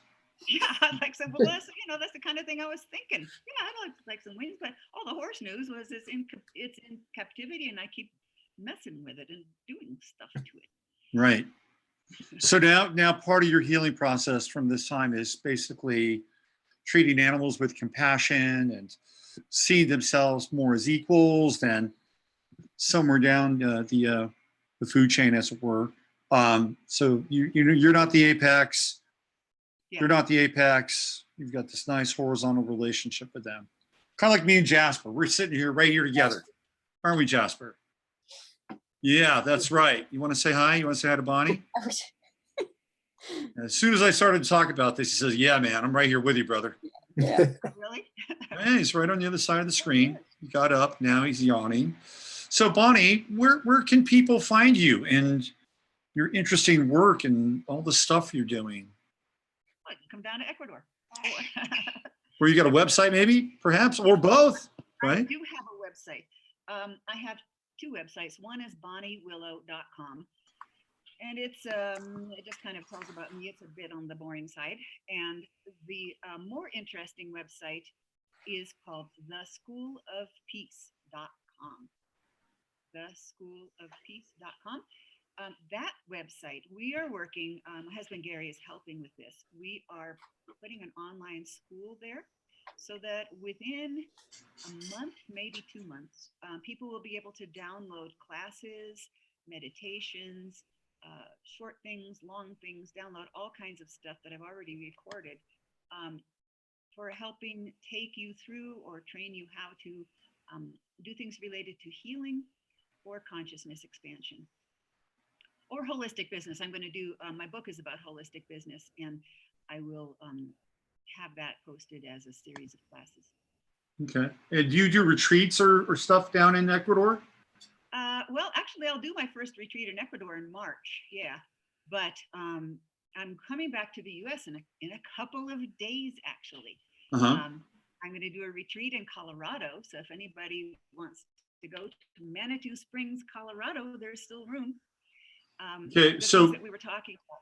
So why don't you, you'll send me the information and then I'll put it on the show page here. And a lot of people were wondering about the titles of the books that we've been talking about. I'll list them on the show page as well. So everybody will have, kind of information central. So it'll all be fine. We'll have all the information. So make sure you send me that. So if people want to get in touch with you, they can hang out with you and do a little getaway in Colorado. Yeah, and I would vouch for Bonnie's healing sessions, and her all of her sessions are all of them been really interesting. All have had many unexpected things happen within them. And also she helped us a lot when our llama was very ill on the farm, and Bonnie is an incredible animal communicator also. That's right. When our llama bear had a meningeal worm and was affecting him horribly, she was really helpful connecting with him on that, and so we're grateful. And yeah, so just I would vouch for sessions with Bonnie. Thanks. Okay. And while we're on this topic, I just want to say that I am a gigantic fan of the books that Steve publishes through Logosophia. What is it? Logosophia Books? Mm-hmm. They are, each one of them can be life-changing. He just publishes the best of the best books.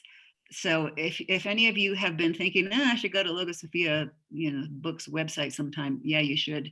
They're awesome books, and each one is better than the rest. So I can't even say you got to get this one because they are all life-changing good. But his book is like, if you like listening to Steve's conversations, then you should read his book, Katabatic Wind, because it sounds like a really long conversation with Steve. It's a great book. It's a totally great book. Everything from baseball to mythology. To gods. No, it's a totally great book. Yeah. I vouch for that. 100%. Thank you. Yeah. So Bonnie, you have any Atlantean wisdom for Jasper? Atlantean wisdom for Jasper. Yeah. Jasper. Aw. Now I think he's landed in a pretty good spot there. I think he's doing some work right along with you. He doesn't just sit in his body. I think cats, they float out of their bodies all the time and keep things in balance. They're all about keeping things in balance. Right. And about absorbing and transmuting incipient illnesses that may come along. Yeah, certainly our cat does that. I wish my cat would come back. She was here a minute ago.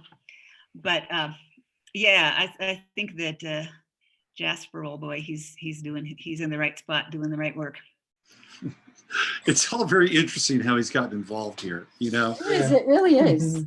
Because Rosie is not interested at all, really. I mean, she's my other cat, and every now and then when she feels a little jealous of Jasper, she'll jump in. She's got no like desire, but you know, it's like clockwork. You know, the guy shows up every single day. So Certainly got a loyal following. well, he's from Atlantis originally. Atlantis. And then it was a whole other kingdom run by cats on a parallel timeline. And then a dog came in and brought the negative energy. That's right. That's right. A serious connection. A serious connection. The Dog is God backwards, so rained on the cat's parade. I mean, it's all been figured out already, you know, it's no mystery there. And now Jasper's on the other side of the portal, so he's just had his moment. I would like to point out one thing, that I'm here in Ecuador now where people all around me, many of them love their animals, but many of them are blatantly treating their animals in horrible ways that are just unbelievable. And so I'm about to start, because I can't take it. It's like killing me seeing this happening. You mean you're stepping into their sacred truth? What they hold sacred and true? Good for you. Cross those lines, Bonnie. Well, I figure I'm here for some reason, and I think part of it is to help balance the human and animal interaction. So I just thought I should bring that up, because if anybody else really resonates with that, some people really resonate with animals and trying to balance the way that they're treated on Earth or right now. They should like let me know, and maybe I'll make like a little group of people who do something or other energetically to bring balance into the human and animal interrelationships, which would automatically step immediately into human and tree and human and element, you know, human and nature interactions. But a whole lot of balance is needed. So anyway. Steve, we got a question from the chat room. Somebody asked, what does katabatic wind mean? What is katabatic wind? Well, katabasis is the underground journey that made, you find in all Greek literature. It's the underground journey where you accomplish some goal. You have, what's my name? Not Odysseus, Orpheus, geez. Orpheus goes down and in the earliest versions brings back his wife who was killed at their wedding day, this sort of thing. Pythagoras goes down. So it's an actual practice that the ancient Greeks did. You would lie in incubation, you would go into the underground, meet the chthonic deities like Persephone, and bring back a wisdom or bring back a healing. So the title refers to, I mean, it is an actual meteorological term of a wind coming from the mountain. And my point is that we spent so much time looking up to Yahweh, looking up to the gods on the mountains, that we've lost contact with the earth, chthonic, and more female-oriented deities than the more mind-oriented deities like Zeus and all that. So the wind is seeping up. Rising up. Theoretically, if there's any wisdom in the book, it's rising up into the reader, and it was written intentional with an intention for that to happen. Let's put it that way, with the help of my muse, Talia.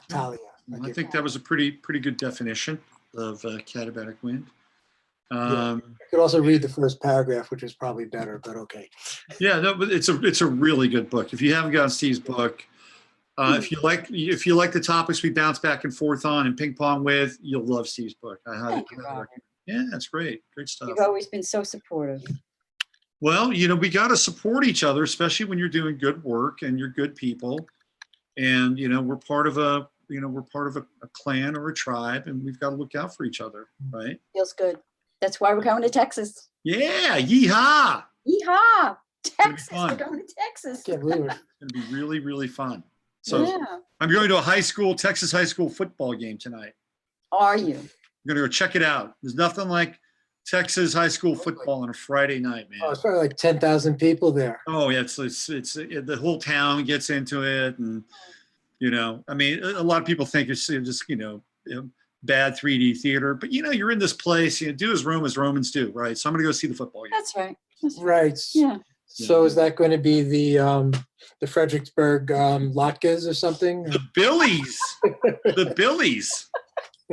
Billies. The Billies, the Billy Billy. goats. This is Billy goat goats. country. This is goat country. All right. Sure, because the Angora goats were That's a right. gift to Texas. They were from gifted. Turkey. That's how they got to this country. They were given to a Texan rancher. Yeah, yeah. Oh, So Chris, it's the that's Bill. right up your alley. It's the Billies. Yeah. Yeah. Angora is The Battling of Billies. Angora. Well, good. Well, enjoy, Robert. Yeah. Fredericks is playing Kerrville tonight, by the way. Big rivalry. Oh, big rivalry. Yep. Big rivalry. Okay. Hey, Chris, Steve, thank you. Bonnie, You're thank welcome. you. Brought some great stuff today to the show. I really love this idea of kind of original trauma emanating from Atlantis. I think it's brilliant. And I think it's really, something people should take a look at and see if it's a fit. And to me, it feels right. It's And pretty close. I'll have all the stuff here on the YouTube channel. So, well, if anybody wants more information, I'll probably have it up in the next hour. Okay? Great. Thanks, Robert. Bonnie, see you next Bonnie, week. yeah, Bonnie's going to stay with At us your next house week. next week. Haha. Okay. Okay. Everybody else, hey, Chatlandia, thank you. Thanks for coming. Thanks, everybody. Be back on Sunday night with Astro Live. Until then, use your head to discern what's real and your heart to sip what's possible. Jasper says goodbye, and we'll see you guys on Sunday. Bye for now. Bye.